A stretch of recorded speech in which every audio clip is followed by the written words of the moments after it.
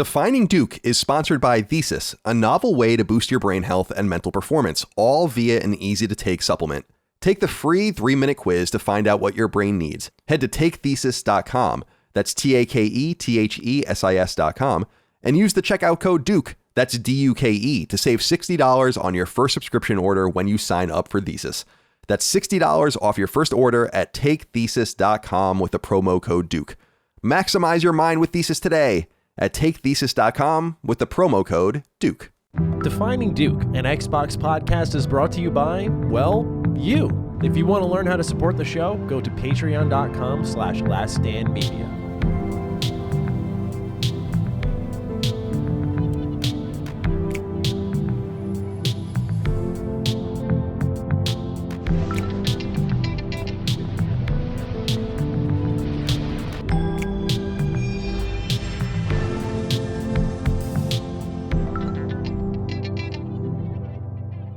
Salutations, everybody. It is Maddie here today, and welcome to episode 190 of Defining Duke, an Xbox podcast. Today, I'm joined by the man in the penthouse, Lord Cognito. How are you, sir? Bro, with the Dukes in the building, you already sir. know. We did that.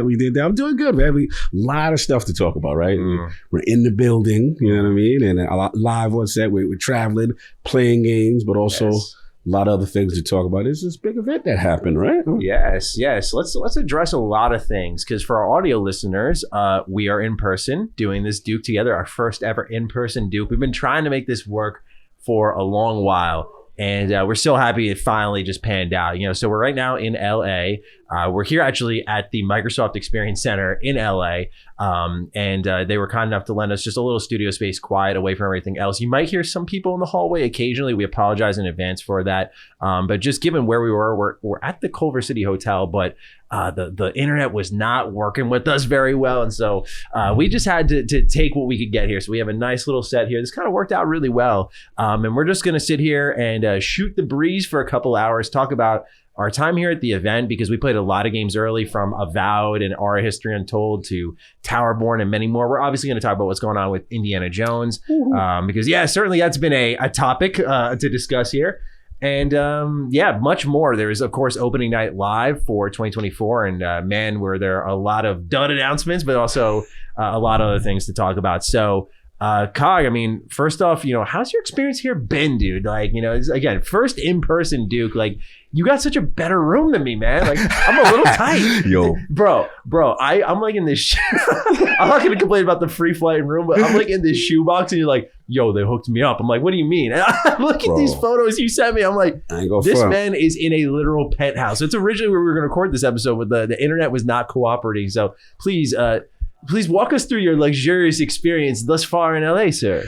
Look, man, joint kind of nice. Like, I ain't even gonna hold you. I'm not even gonna hold you. Look, it's a really dope venue. It literally could be a condo. It could literally be someone's condo. You got the whole overlooking LA situation, and then it's like multiple rooms and a kitchen. It's sick. It's nice. So I was like, man, this would be a dope backdrop for Duke, you know what I mean? So we can handle it that way. But it just worked out with the internet situation. We just couldn't make it work, so we ended up doing it here. And man, I'm happy. But it's been, to be honest with you, it's been a blur. It's been a whirlwind of just event after event, coverage after coverage, and then you bump into people and conversations. Then we got to play these games, right? Yeah, dude, I'm tired. Yeah, for sure. This is my first time really being on the road like this in a while. I say on the road. It's my first time flying this far in years, because, obviously I wasn't able to fly because of my swaying and everything. And so it was like very much a victory just to be out here doing this. But man, like we had dinner plans last night, but I was so fucking tired. I was running on like 1 hour of sleep because, I was up so late the night before we traveled, because like we were going to JFK and we're like a few hours from there. And so I had to, I was waiting for my editor, Josh, to send me a video for Retro Rebound that was coming in mad late. And I was like, I got no time tomorrow to upload it. So I was up so late, and then, flying. It's like, I wish I was, can you sleep on a flight? I can't. Bro, I can't. I can't do it. I've done like drowsy, because I take like Dramamine anytime I fly. So I usually do like, back then I was like, oh, I'm gonna knock out. I'm gonna take like the drowsy Dramamine, no sleep, like no shot I don't fall asleep here, bro. My body, I will just sit there like drugged up for 6 hours, like It's awful. I can't. And then remember, I'm a CPAP user, so it's not going down. It's just not. It's like, bro, you're not coming in with the Darth Vader joint, sleeping next to me, making the sound. Like, it's not happening. So I've already, convinced myself, okay, it's not going to go down. I'm just going game. And as soon as I get off, I'm going to try to get as much rest as the minute I can, even if it's an hour or two. So that's pretty much what you did. Then you got the time zone, the jet lag. You know how it goes. Yeah, but bro, that night of sleep, when you change time zones, like the way we were doing it, like when we go back to New York, it's not going to be as great because we're going to go back to New York and, we're going to be up way later. But going to like the West Coast, you get those 3 extra hours. Like I fell asleep last night. This is early for me, like 11. Like right after I finished texting you, we finished making the plans for Duke. I fell asleep, bro, and I was out like a light until like 9:30. I was like, I just woke up and I felt so good. Like, jealous. Dude, the rebirth sleep after jet lag is incredible. I just can't say enough good things about it. Facts, well said, because you get that back with the hours and stuff like that. Now on the go back, it's gonna be rough. When we go back to the East Coast, it's gonna be rough. Honestly, my flight back isn't too bad. My flight back is I think I get back at like 6. That's with the time jump, it looks like. So I'm like, okay, cool. But like my flight back from San Diego for the live show, I'm getting back at like 9, and it's like another 2-hour drive home. Like, Ben, the mayor's killing me out here. Yeah, I'm gonna be home at like midnight. It's gonna be one of them type situations. Yeah, that's what we do for the content, y'all. Yeah, absolutely. So with that, dude, I apologize by the way to the audience because the setup here is so kind of like haphazard. I don't know if I'm gonna be able to hit all the timestamps, so I'm gonna fully put it in Locke's hands. If he doesn't do it, well, he's from Belgium, so respect him. But let's open up with what we're playing. This is a little bit different because like since we're on site and we've played so many different games, like we're gonna lead in with that. We're obviously gonna talk about the Indiana Jones news. We're gonna talk about opening night live, but I really wanted to just open things up with a nice long what we're playing section. So, sir, we're on the road. What games have you been playing? So I'm in this weird pocket because obviously, as a Destiny guy, everything I've done, everything I need to do with Final Shape. So I'm kind of cooled out on that. And then it's like, all right, I need something to kind of hook me up as far as like on the flight, on the plane. I'm in my new game plus mode with Konetsugami and Path of the Goddess. But I was like, man, I want to kind of get back to one of those games I kind of forgot about. Yeah. And it was Baldur's Gate. I was like, you know what? Baldur's Gate 3, I got to fire that bad boy up. And obviously cross progression works perfectly. Yeah. I said, you know what? New playthrough. Because when you away from something too long, and you're like, man, you know what I'm saying? Like, I forgot. Just start over. Bro, I forgot what I was doing. So I was just like, you know what? Boom, I'm starting over. I'm doing my whole character joint. And then the thing that I'm right now, I'm at the part with I'm going through the Underdark, and I'm at the Forge, and I got this crazy like mechanical boss with flame. It's crazy. But one thing that I can appreciate, man, Larry, it's such a great job. It runs perfect on the ROG Ally. Like, it's really good. The only thing I would say is just change your input settings, because sometimes I was having this random issue when it was going from default controller settings to like mouse and keyboard. And I was like, what's going on? But I changed that. And after that, I was good. But I've been rocking that. And then the second thing is, obviously, New Game Plus, Konetsugami, you know what I'm saying? Path of the Goddess. Try to get that true ending. And then also, I'm actually finishing up achievements and stuff like that. So you're going for 100%? Yeah, I think I'm doing it, bro. Because I'm on my path to it already. But what you been rocking? Defining Duke is sponsored by Thesis, a novel way to boost your brain health and mental performance, all via an easy-to-take supplement. Learn more now at takethesis.com. That's TAKETHESIS. And use the code Duke at checkout. It's me, Colin, owner and CEO of Last Day Media, and while it's true that you often don't find me here on Defining Duke, I come bearing word of an interesting product I've recently been exposed to, and I must admit I'm surprised by how effective it's been. The product in question is called Thesis, a so-called nootropic blend supplement that comes in the form of easy-to-take capsules. Nootropic is a fancy way of saying something pertains to memory and cognition, and Thesis is tailor-made to help users focus in on their work, shake off anxiety, and even find the extra boost of energy one may need to accomplish a goal or task. Made with natural ingredients and tested for purity, potency, and quality, Thesis tends to work the best by taking it regularly, with particular attention paid to long-term improvements in memory, mental performance, and overall brain health and function. But I must admit that I noticed differences in the moment or soon thereafter as well. See, I've personally focused in on the Thesis Clarity formula, which provides calmness under stress and so on. And in reality, I'm always stressed out with a million things to do. But in taking Thesis's Clarity formula before a long podcast, I found myself completely locked in and had extra energy after some 3 hours of recording to carve through my inbox and do some other work too. And I must admit that I downed some capsules just a little while ago to help myself get through another demanding day of work, and so far, so good. But Thesis's clarity formula is just one of 6 options available to you to either mix and match with or hone in on. There's creativity, logic, motivation, confidence, and their most popular formula, energy. It's true that I'm not traditionally much of a supplement guy. I take whey protein after I lift, if you would even count that, and that's about it these days. So I was genuinely surprised by Thesis, and I can see it sticking around to help make a dent in my ever-growing to-do list. Maybe Thesis can help you too. You'll know more by heading to takethesis.com, where you can take a quiz to see which product or products may be right for you, and then you can go from there. Take the free 3-minute quiz to find out what your brain needs. Head to takethesis.com, that's takethesis.com, and use the checkout code DUKE, that's DUKE, to save $60 on your first subscription order when you sign up for Thesis. That's $60 off your first order at takethesis.com with the promo code DUKE. Maximize your mind with Thesis today at takethesis.com with the promo code DUKE. Oh boy. So for me, this has been a fun stretch for the game development side of things. And I open up with that because pretty much like we were approaching this deadline. We're at a point where like we can actually start pitching now, which I'm really excited about because it's like, you know, it's there. I got to show you it because it's there. It's like, I not even show you it. Like I can give you a build and be like, hey, run through some of this. Let me know what you think. Exclusive. Yes, sir. And it's not perfect, but like we're happy with it, which is something that like we're all like our biggest critics and like we've kind of been like this is not where it needs to be. So like we're happy with where it's at, which is a really big victory. I say all that because I haven't been gaming that much lately, honestly. Like it's felt weird to say that, but like I've just been so knee deep in that. Really, I should say up to my ears in that.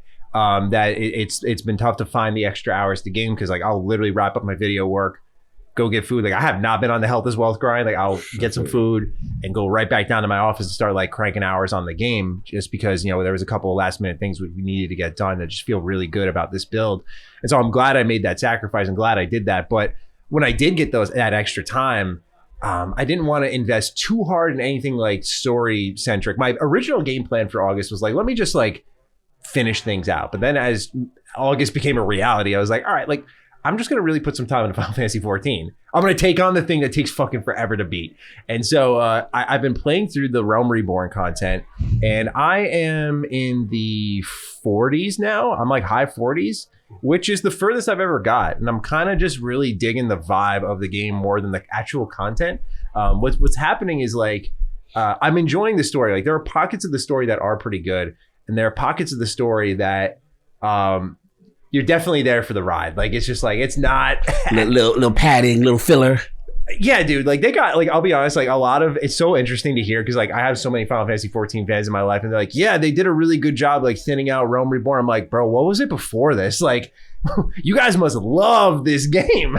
Cause I'm like, this is already still pretty, like the game's not bad, but I'm saying like the amount of fluff content in there is still bad. And I'm over leveled, by the way. So that's the other thing. So there's still a lot of crap, in my opinion, they could remove, just a little bit of constructive feedback. But yeah, when it comes to this game, I'm a monk now. Like I've evolved my class, so I have a ton of new abilities, and I've just been enjoying the combat which I can't believe I'm saying. Like, you know, usually when I see MMOs and they got the hotbar combat, I mean, that's all I trivialize it down to. Like, I'm a guy who played Star Wars: The Old Republic, so like, you know, 1, 2, 3, 1, 2, 3, and that's all you do. You just cycle.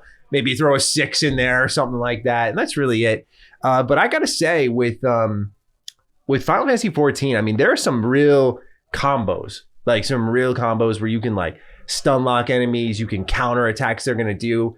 They're doing such a good job at introducing mechanics gradually.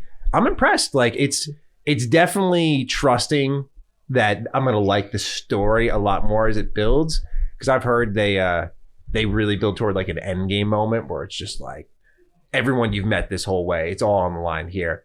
So I'm very curious to see what that ends up being. But man, for a game I'm playing for free, I'm like skipping all the side content too. There's still like a ton of stuff there. I think their new player experience could be a little bit better. Like I use Destiny 2 as like the gauge for like what's the worst new player experience. You want to talk worse onboarding? I got a game for you. Yeah, I think that was the worst I've ever experienced in that regard. But Final Fantasy 14, I think, finds itself like in the middle. Like it definitely introduces itself well. But for example, I couldn't figure out how to summon my mount until I had a friend I was streaming to. I was like, how do I summon the mount? Because I like blew the whistle. He's like, oh yeah, that item is no longer usable. So now you go into this summon menu, and under this sub menu for mounts, you go in there and boom, you'll find there's your chocobo, and that's what you click to summon. I'm like, okay, for the experienced player, I know there are like 14 fans out there like eye rolling at what I'm saying right now, but for the experienced fans out there, they're probably like, of course, Matt, it's right there. But for me, I'm like, I didn't know that. So this MMO is definitely like, I could see how it absorbs people because you put so much into understanding it. And I'm saying that as someone who's getting the easier road. Like I'm just playing it for the story, playing it to just understand like one avenue. Like I don't know if I'm gonna go do subclasses, go do the side content and plays like every class that's available in the game, that sort of thing. I don't know if that's what's gonna happen. I'm just taking it for what it is, and I'm not trying to rush it. Like I'm abusing the free trial as long as I can is what I'm doing. So you get it through 2 expansions.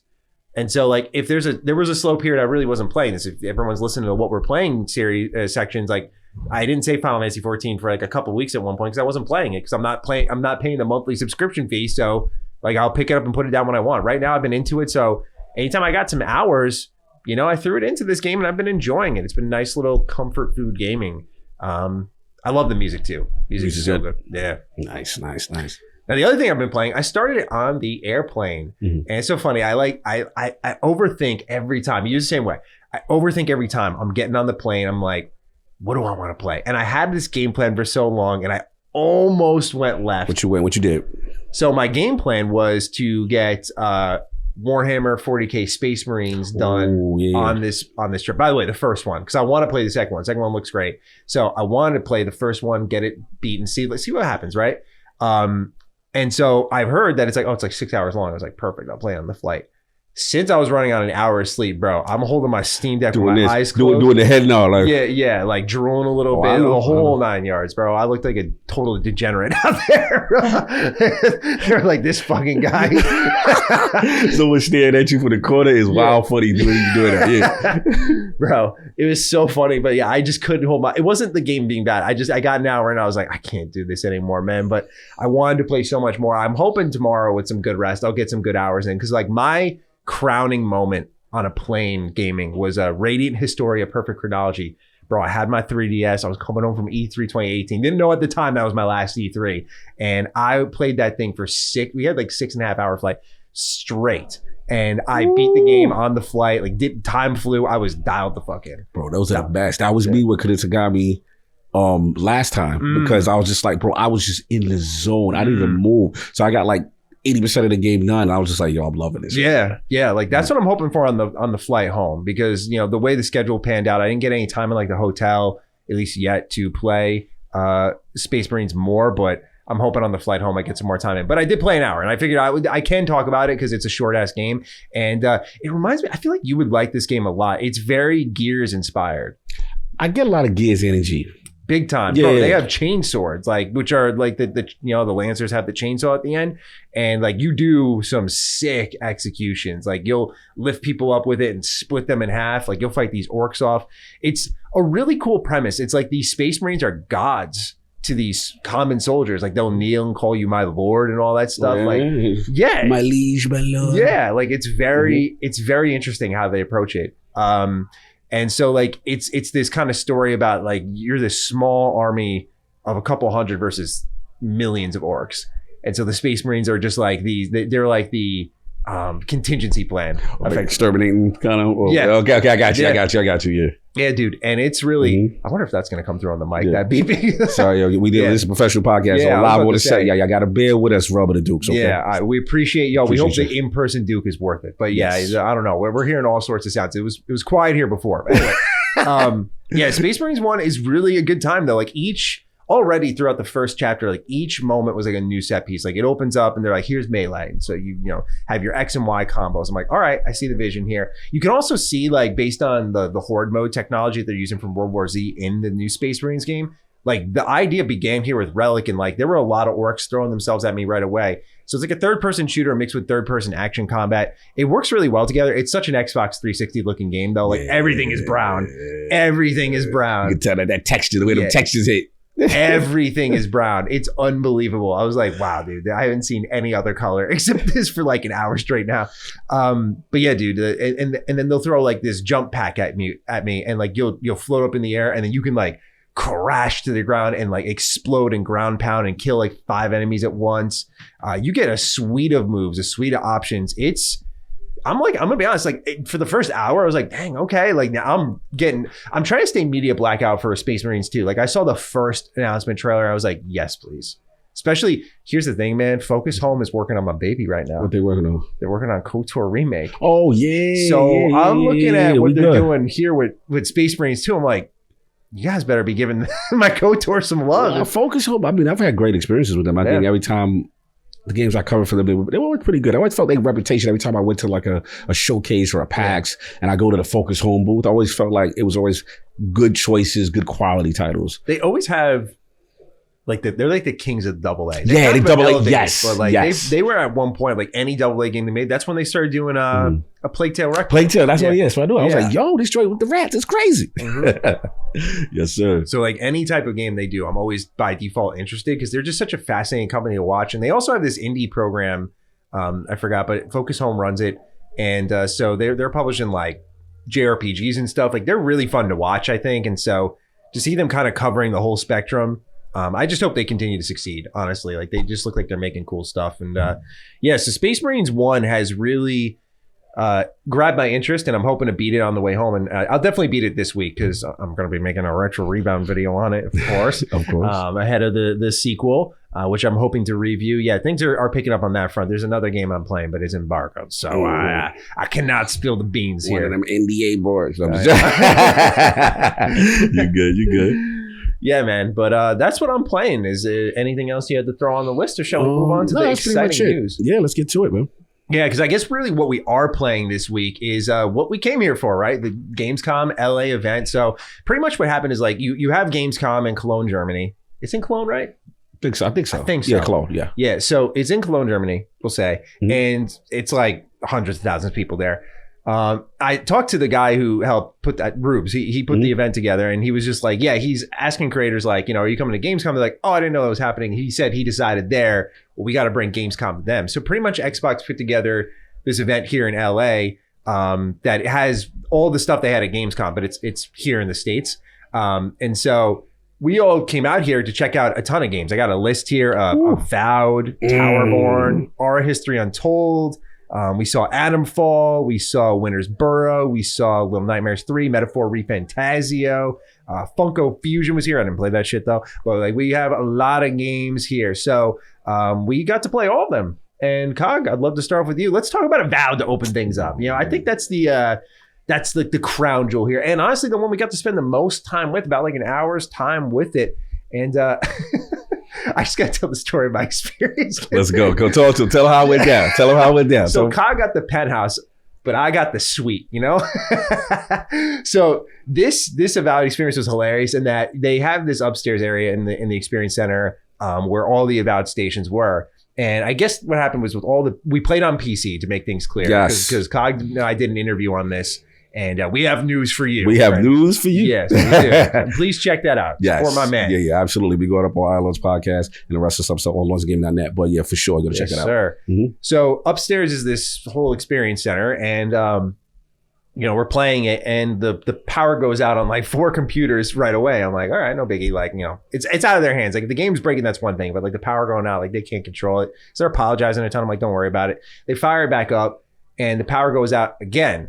And so they come over to me and they're just like, hey, like we have another station downstairs. Do you want to like just go down there individually and just like yeah, of course. Like I just want to play the game. Like I don't care where I'm playing it. I can play it out in the streets right now. Like just give me Avowed. I don't care. And so they bring me downstairs and they're apologizing a million times. I'm thinking like, dude, I'm be playing out in like the fucking restroom or something like that. They bring me into this room and it's like what we're kind of sitting in here now with like this cozy couch. I have a TV that's like the size of my house, just like right there on the wall, OLED. I'm just doors closed, no noise. I'm just like, and they're like, we're so sorry about this. I'm so like, sorry you had to suffer. Yeah, I'm just like, oh, guys, I think I'll be okay. It's gonna be okay. Yo, that's a wild story. I feel that. It's funny that the apology and then the accommodation was better than what you had. Yeah, they're like, we're so sorry about this. I'm like, dude. I was like, you guys don't even get how good I just got it. I was like, all right, great. So yeah, we got to play Avowed, Cog. And I mean, I got a lot to say on this one, but I want to hear from you first. How was your experience with this? What class did you play as? We started at level 6. It was kind of like the early, I asked him, it's not the actual beginning of the game, but it's early parts of the game that we played. Yeah, look, man, this is the big one for me. You know, obviously we knew coming in with the delay, you know, that they were going to get more time, right? But we all felt, at least I felt, you know, we both felt that it was the right decision. Let them cook, get out of the murderer's row situation. But my thing is coming in, and I was a little nervous coming in because I was like, I want to, remember when we first saw it and we were like, you know, it just didn't feel impactful enough. So the first thing I was straight mage. Was it mage or sorcerer? Yeah, it was mage. Mage. So I went mage first. And, you know, I got one hand, I got my wand, and then the other hand, I got my grimoire book, right? So I'm playing with this class, not understanding that. Well, first I even get into that. How it looks. Oh, yes. Yo. Yeah. Yo. I'm surprised. The world is very vibrant. Yeah. Colorful. The engine was smooth. That's what I felt initially. Unreal Engine 5. I didn't know that. Unreal 5. It's a looker. Foliage. I'm looking at stuff in the distance. I'm looking at waterfalls. I'm like, man, this lot of like lines of sight. Like you'll step into a room and you'll see like a huge view, or like, you know, the first thing you do is you turn the corner and you'll literally see like a statue that's in the progress of being built with like where your objective is. And then you kind of work your way around and there's another line of sight. Like they have a lot of those moments that I was just like, wow, they're kind of like, we'll get into it, but like their level design team kind of is cracked on this game. And I'm really impressed with what they're putting together. And we learned a lot in our interview. But Yeah. No, bro, you cooking. No, absolutely. Because that was the thing. I was really impressed visually how it looked. And then the other thing was, what threw me off was how well it controlled from a gameplay and a platforming standpoint. I'm a person like I'll run around, and there's sections of the game where I was at where they want me to kind of jump between ledges and spaces. And the first thing I noticed, Destiny 2 players will appreciate this, is the auto mantle when you get right close to the thing. Okay. And I'm like, yes, it feels good. Also, obviously, I have my companion, my man Kai. You know, I've got voiced by Garrus, by the way. Yeah. I was like, Garrus voice acting was superb. The other thing I noticed initially, conversationally, right? You as your main character talking to other NPCs. The thing that I felt the face animations were much better than what I saw from, like, they did a level up. They did a glow up from the last time I saw them. Way better. Emotions were better. I'm not going to go Baldur's Gate level, but it was way better than what we first saw. Obsidian, if you are someone who looks at Obsidian and has like a set of standards for them that I don't think it's not like Bethesda Game Studios where I think they have their own set of standards compared to the rest of the industry. I think Obsidian can find themselves in a similar pocket though. If you know Obsidian standards, like compared to anything they've done, this looks way better. Yeah, this looks way better. It's way better. Honestly, I would say it's not even close to anything they've made. I agree. And the first thing I noticed is during the conversation, you're talking, you know how you talk to your character. I mean, talk to another character, but then I like that they pan to your character. And you can see how you're looking. Classic choice and consequences. Like, I have, I forget, like an intellect or an arcane stat, but based on that ability, you could go to that, pursuing that conversational choice. And then the other thing I noticed was just off the bat, going back to the magic, again, I have wand in one hand, grimoire book in the other. And I'm thinking that the grimoire book is just a placeholder for me just doing spells, right? The reality is when I pressed right trigger to use the actual spell hand, and then the other, when I hold the book, that opened up a whole set of other spells. Bro, I put this like ice, like fire armor, like ice armor around me that slowed enemies when they came in contact with me. Yeah, the mage sounded sick compared to like what I played. Like I'll talk about what class I played, but the mage sounds like what the game was built for. The mage, the dual, you could do the dual wield. And another thing is, during my playthrough, I was ended up finding a pistol on the ground, and then I put the book down and had the pistol in one hand and then the wand in the other hand. So you just got all these combinations in the interview that we're talking about. They are really opening up the play style, how you want to play it. I thought I would be locked into specific archetypes, but I will say mage felt fun, and just the amount of things, the way you can tackle a situation, the way the level design is, you could do stealthily, you could do, all guns out, and then also enemy density really surprised me. But I really liked what I played from Avowed. The only criticism I'm going to say at this point, and I'm giving feedback to the team, is that, we know that they've come a long way in terms of the impact on melee stuff, right? And it is better. But I'm like, man, I want it even more punchier. It really came down to the sound. The sound, yes. Yeah, the sound was not there yet. They told us sound's what they do last. So hopefully that sharpens up. But that was the one thing, is it looked better. Like what we were doing looked better, more animated. You could see like more VFX popping off enemies, like blood, and it kind of tracing where your weapon's going. Like that stuff was there. So visually, I think it's there for the combat. But it was just like, it didn't feel like the second I went to melee, I was like, because I played as one playthrough as a barbarian, I did one as a ranger. The ranger was fucking awesome. The ranger Tell me about the ranger. Yeah, I didn't know about the ranger. So I had 2 different weapon sets equipped, which I think is going to unlock a whole other set of options for you. Because I didn't even, I'm an idiot. I didn't even use the abilities on my ranger class, so I didn't even think to try and use that. So I was just straight up doing like Skyrim level crouching, sniping with my bow and arrow. You can like slow down time with it, and they have like where you could shoot the enemy, and then they'll put like a diamond around a critical area. And so when you like let loose and you see it just drill right through the head, it's pretty sick. But then I had the 2 guns. So, pissed out. Yeah, so that was pretty cool too. There's like a stun meter, and when you start like lighting them up or you start slashing them down, when that stun meter breaks, I'm curious, did you like that? Because it felt a little jarring how it would just like suddenly lock into like slow motion, and I just aim in, and it felt like first VATS, except it's in first person. And I feel like if it went into camera went into third person and showed my character like, you know, when Fallout you do VATS and you're about to hit a crit and they show your character just like aiming the gun and you see the camera wobble hit and then you see him take the shot and then it goes to the enemy blowing up. I feels like that's what they were going for, but in first person, except the camera never changes. It just slow-mos in first person. I'm just pointing the gun and I fire it. Interesting. And they did another stun finisher attack where the melee, you kind of just go like up, down, 1, 2, like that. Yeah. And it didn't look that good, but I feel like if it was in third person, it may have looked better. I didn't try the third person out, did you? I asked because when I noticed it, I was like, wait a minute, where's the third person at? So I hit them. I'm like, yo, can it? And it was like, for the purpose of this demo, third person wasn't available. So the demo we had with third person, but I want to frame rate. maybe that's the reason. Yeah. But I will say the thing that I really appreciated coming from the Redfall situation is that I was getting my stealth on. I was getting crouched. It was telling me I was hidden. I was sneaking up on enemies. And Maddie, they got the cinematic finisher when you get the drop on somebody. Yeah. For stealth hedge, you good. You know what I'm saying? So that part I like. And Isn't another that crazy? Like Redfall, remember that? But like, bro, I was so shocked when the game was like sneak up on an enemy. I was like immediately took out my bow and arrow. Like, okay, like I'm gonna have to do this. This is an Obsidian game, and I was like, well, let me see if I get closer. It was like press X for a takedown. Your hand turns into like a spear. Yeah, you just bro, it looked like him. I was like, wow, bro, it looked like I had the Halo, the energy sword. It looked like the energy sword, bro. I was like, oh, this is clean. Yo. And the other thing that I really got to comment and give them props on is, again, they probably mentioned it already, but experiencing it, that was it left bumper, the radial button. It almost, for my Mass Effect guys, basically is while you're in the action, while you're fighting, there's a ton of enemies, there's shamans, there's people doing all type of stuff. Yeah, there was a lot of the enemies range and tons of enemies and bosses and stuff that we got a chance to play. But the thing that I like is you hold that radial button and then you can take your time and then pick what spells, and like it pauses the action for a second kind of thing. And I really like that because I feel like the game has so much to offer as far as you can throw explosions at people, you can melee, it's almost sensory overload of things you can do in the game. Yeah, absolutely. Yeah, I was that last encounter before the demo ends, like you take pretty much a treasure or something you're going for. I forgot what it was called. Like the relic or something, or either splinter or something like that.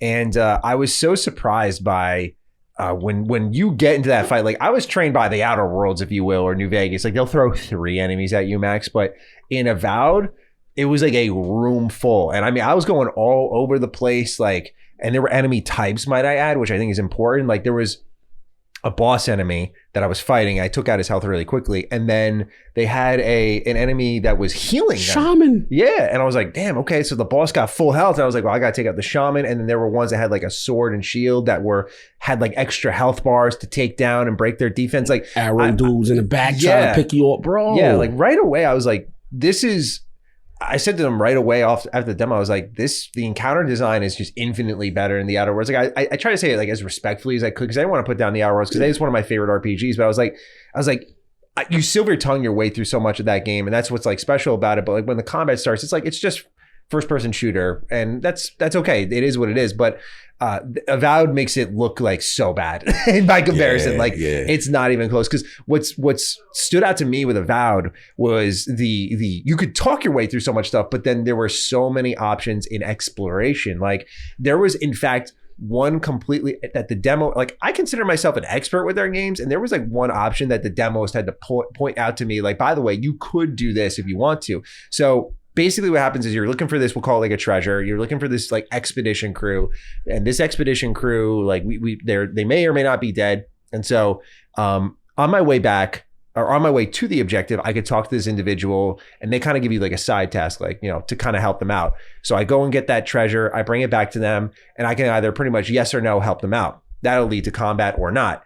I don't know what happens beyond that. But then I find out that also this statue they're building is controlled by these switches, and that, by the way, no objective markers, nothing.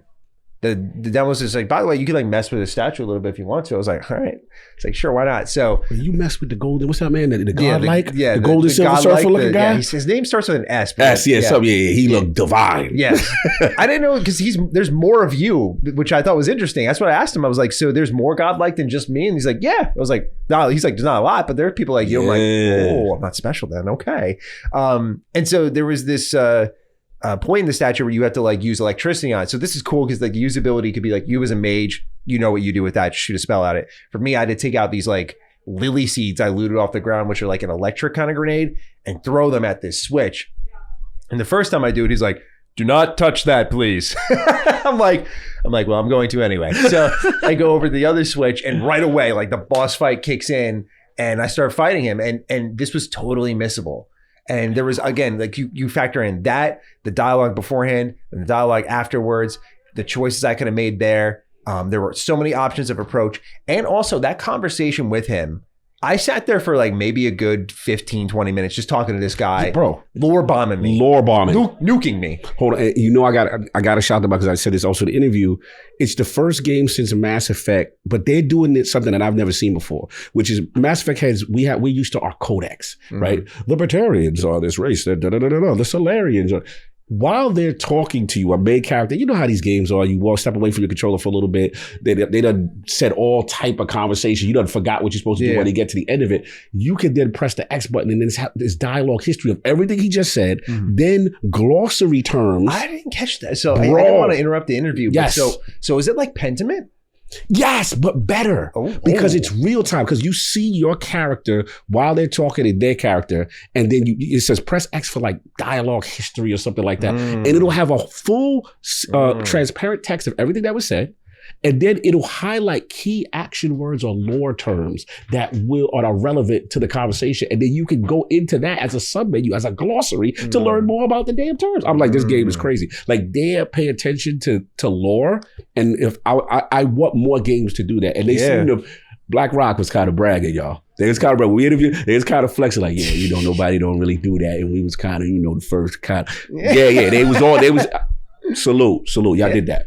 Yeah. Was there anything, because you and I both agreed the sound was kind of off. Was there anything else that you looked at with that game and thought it could use work? Because that was the thing I was thinking. I was like, I didn't walk away with really I knew we didn't play a ton. We played about an hour. About an hour, yeah. You know, walking through it, I was like, this addressed like everything I wanted. Like if this is indicative of even the slightest of the final product. Like I asked him about the conversation. I was like, how many are like this? Like this guy's talking my ear off. Like how many more? He's like, you know, it's not every conversation, but he said it went on like game dev talk. He was like, it goes on like 400 nodes. I was like, bro, okay. He was like, yeah, like there are definitely conversations throughout the story that can like just keep going. Yeah. And like there were so many times I thought, because like some games will give you like a list of dialogue options and they'll all kind of go like this. They'll gradually funnel you in more and more and you'll be left with like 3. But like I would talk to this guy and then ask him like, by the way, I'd have 7 dialogue options, right? And I would like click one of the options and then we'd go down and I'd have like 3 more. I was like, okay, I'll ask him this. And I'm thinking I'm narrowing it down. And all of a sudden it just, after 5 minutes of talking, it pops me back to the menu of 7. I'm like, that was just one route. Just one route. Yeah, like there are questions you can ask. Like and I say that for the Pillars fans out there, because like I want to play Pillars of Eternity. I told the guy, I was like, yeah, I want to play both of them before launch. He's like, oh, he laughed at me. He was like, that's a lot of game. I was like, you don't know me, bro.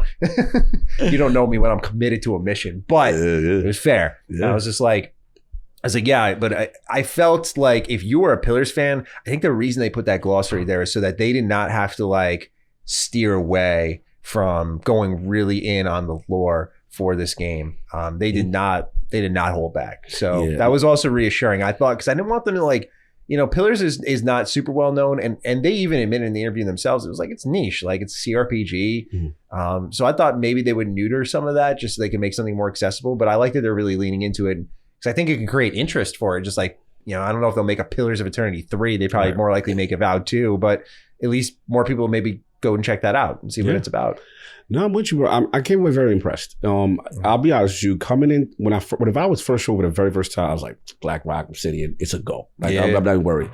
Then we saw that second showing up, and I was like, ooh, okay, it's a little changed. I still like what I'm seeing, but remember, people went soured on it at that time. Yeah. Then we saw the last update with Kerry Patel and them, and we were like, okay, it looks better. They listened to feedback. Yeah. I have to admit, what I played, I am back to super confident. Like, I'm like, yo, that engine looked nice. It feel good. Dialogue, classic RPG. The combat felt way better than I thought. Like I said, the only nitpick, I want more impact on that sound. Yeah. And last thing for the mage heads, bro, they had a spell that I could turn and make into like a melee weapon, like this flame staff. That's cool as fuck. Beating people up with melee attacks with the mage. I made like a divine object and was fighting people with it. Yo, I'm liking that joint. There were some... Also, for those who just like to mess around with people, like I played as Barbarian. They had a charge ability. Bro, you can just physics galore here. Like, I was just knocking dudes off of like cliffs and just sending them flying. Like, yeah, you'll just like ragdoll people. It's cool as hell. So yeah, the abilities are fun. I'm excited to see and unpack more of it. I think they're doing a really good job. And yeah, for me, as someone who already had like a steady level of excitement, I'm very excited to see what they do with the delay, because I guess the question the audience may be having is like, did it feel like it needed a delay? And what I played didn't really, like, if you told me like this is coming out in November, like, I feel like it was fine. I was like, I don't really feel like there's much here that's like awful. The sound was the only thing. The only other thing though, Cog, that it might need is that frame rate, right? Yes, because we did ask the question. On PC again. We played on PC. Yeah. We played on PC. And that was fine. And that was fine. That was definitely feeling 60 to me, if not higher. Yeah, that was 60 Yeah, definitely for sure. Now, I asked a specific question in the interview in reference to the frame rate. And then I was just like, hey, what's the performance looking like a console? So we got a little pause, and then they were like, well, for now our baseline is like 30. That's what we're shooting for. Yeah. So that's what they're saying officially right now. We'll see what happens with the Series X. Maybe they can get that to 60, like a Starfield situation, but they're towing the line for now on 30. So I had to ask for you guys, because I knew it was gonna come up. What's the consoles performing, bro? Because we ain't doing a Redfall situation, and I've been through that, and I learned my lesson. I learned, you asked what is going to be. Shout out to you, because I didn't even think to. And I was like, yeah, I got to all my questions. And you said that. I was like, damn, that's a good one. I was like, right, that's a really good one to ask. Yeah, dude. I'm glad you asked it, because if we were to read the body language, that was the one that they got a little squeamish over. Yeah, they got a little tight. Everything was chill, and then you hit them with that, and they immediately like adjusted a little bit. I was like, all right, so what you talking about, bro? Frames? I was just like, yeah, Cog got him. That was good. That's all good. In real time. We got to be transparent, right? Yeah. They didn't run from it. They didn't. No, they answered it directly. For that. Yeah, absolutely. Because I'm sure, like, if any, I think there was a lot of great answers in that interview, but I imagine that's the one that gets plucked for sure. And for the record, I do feel that that's what they're saying right now. My God, again, if I had to guess, I think they could pull 60 or 60. I feel, the game looked visually good, but again, it goes to the Obsidian standards. Like, this should be able to get 60, I feel. That's what I feel. It's easy for us to say. We ain't developing nothing. Yeah. But it's like, it looks very possible with what was happening on screen. I mean, he said in the interview, it was like his first person game, like RPG, like he almost trivialized the game a little bit to be like, I think we can get there, but I think they wanted to give something non-committal just in case. Reality comes screeching in. But yeah, it was definitely an answer that I was like, this might be a 30-er. We'll see. Maybe, or it might be a Starfield later, but the fact that they got more time, the reason why I got confidence, they got more time. And then remember when I gave them the feedback, like, yo, y'all need to still make the sound on the impact better. And I was like, are you done? And he implied like, yo, we could add more polish. Oh, trust me, we taking that feedback. We could still add more stuff. So I'm not closing the book yet. I think that me personally, if I had to guess, my intuition feels they're being a little humble right now, and they don't want to set over the top expectations that they can't hit just yet. That's just me. If I read body language. It was the production designer and the art director we interviewed. So correct. Pretty high up positions, enough where they should have a say, and hopefully the feedback got through, because I think it was vital. Because otherwise, what was any other gems that we wanted to point out in the interview? They said lots of different unique asset, because like that seemed to be like a accidental thing. They talked about it, but when I asked him like how many unique weapons are in the game, he's like, yeah, we were doing like this one thing, and so then like the way we changed the loot rarity and stuff, we just had like an abundance of assets there of like just to assign to these legendary weapons. Like And so it's a lot like, honestly, what people were looking for from Starfield. Like, it was really like, I think a lot of people who were missing the unique weapons from Starfield are going to be really happy with what's here in Avowed. Because I mean, I played with like a sword that, by the way, they're constantly dropping them. Like I killed like an optional enemy that dropped one. I killed like that we'll call him the Gold and Silver Surfer for now, as you like to call him. He dropped like a unique mace that had like a holy enchantment on it. They give you like an axe that looks really unique, and they all have these different properties attached to them. So they're really having fun with the loot in the game, which is good too. They talked about the exploration a lot, which we didn't really get to feel out. So I'll experience that for myself. But they said it was comparable to the Outer Worlds in like scale and size. So yeah, pretty good stuff overall, though. I really didn't walk away with any concerns other than like, all right, if you're going to polish this thing up, then even more than what we saw. Yeah. Like, all right, we should be good. So I felt pretty good about what was there. There was no reason to really get worried. Outside of the 30 frames on console, that's the only thing that, I could look at and go, how will that do on consoles? Because we played it on PC. So. Correct. And I actually didn't get the rig, but that PC was huge. So it was probably packing every spec known to man. For sure. All right. Well, anything else on Avowed, or should we move on? I'm super confident. Let's move on. All right. I have next on the list here, Towerborne. I'll just open this up, dude. Game of the show for me. Wow. More than Avowed. Wow. Yeah, this game is awesome. Okay. Awesome. We doing that. I chatted up this dev for a while too. It was their marketing director, I believe, actually. Yeah, interview, dude, dope. Yeah, dope guy, good energy. He looked like he was pulled out of a Final Fantasy game. This guy looks sick. Yeah, he had like great hair and everything. I was like, I've seen so many people try the anime look, and like, I meant to tell him, I was like, dude, you nailed it. Like, you got it. But I don't know if that'd be insulting to him or not. Here I'm saying on a podcast, but whatever. He looks sick. But yeah, Towerborne, dude, all right. So I love Stoic, right? They made Banner Saga. I think it's a great RPG. But they brought out the big guns, I feel, with this one, because they were like, yeah, we got all these stations set up. They're like, you can play with the gauntlets, you can play with like a swordsman, you can play with like daggers, and mage, I think was another one. And so I did the gauntlets and the swordsman, and then I would say interviewed would be a generous term, because I wasn't like on camera, but I just asked a ton of questions afterwards, because what I played, like they were talking about how their team is so full of fighting game fans. Which is funny. I'm like, why'd you guys make a turn-based game so good then? Like, again, they're just kind of... And Destiny guys, they have two as well. I could tell. Yeah. Continue. I could tell. And we have an explanation for you on why it's launching on Steam first, because that was also kind of controversial for people like, why is it launching early access on Steam only? What about game preview?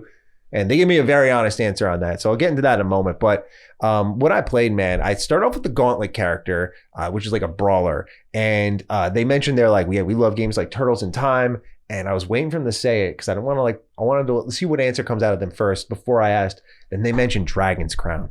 And I was like, yes, that is the first game I thought of when I saw this was Dragon's Crown. Dragon's Crown is from Vanillaware, I believe is the developer name. And they make these really beautiful beat 'em up style games. Like they did Odin Sphere Lift Razor as well.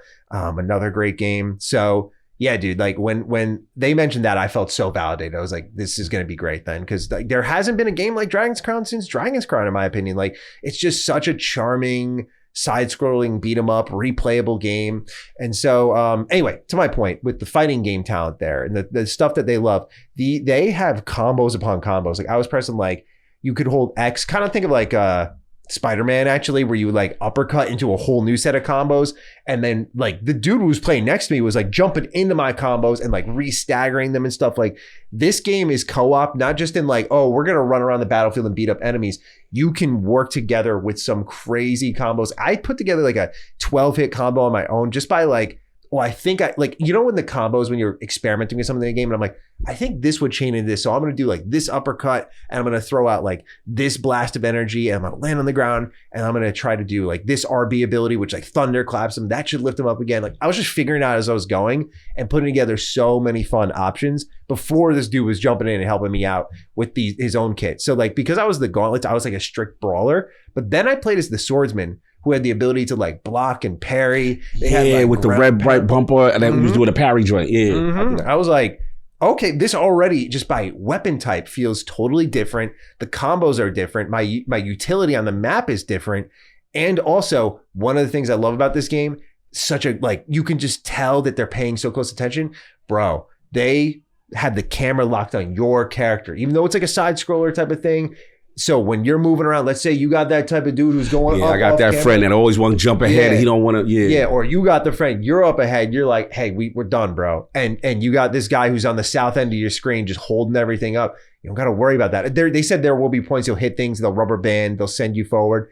That'll happen. But I was so happy about just like the little design choices and the big design choices. So yeah, it feels like a fighting game, but in a 2D brawler. And then plus those quality of life enhancements. Now to the Steam thing, right? I want to give that out and then get your thoughts. So what I learned, because I asked him, I was like, look, man, I said, I cover a lot of Xbox stuff. I said, the game looks great, but what's taking a lot of noise away from your game right now is people are wondering why you're marketed as an Xbox exclusive and you're launching early access on Steam. I'm not building this up, by the way, for it to be a great answer. It was an honest answer though.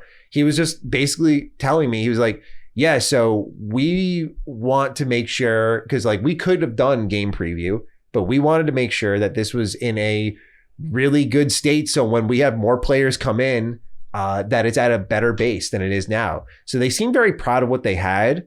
But he was like straight up with me. He was like, yeah, like because I had to kind of nudge at him. At first he was like, yeah, like we want to make sure we deliver a game preview like it's the best it can be. I'm like, that doesn't make sense because like they're both in early access at that point.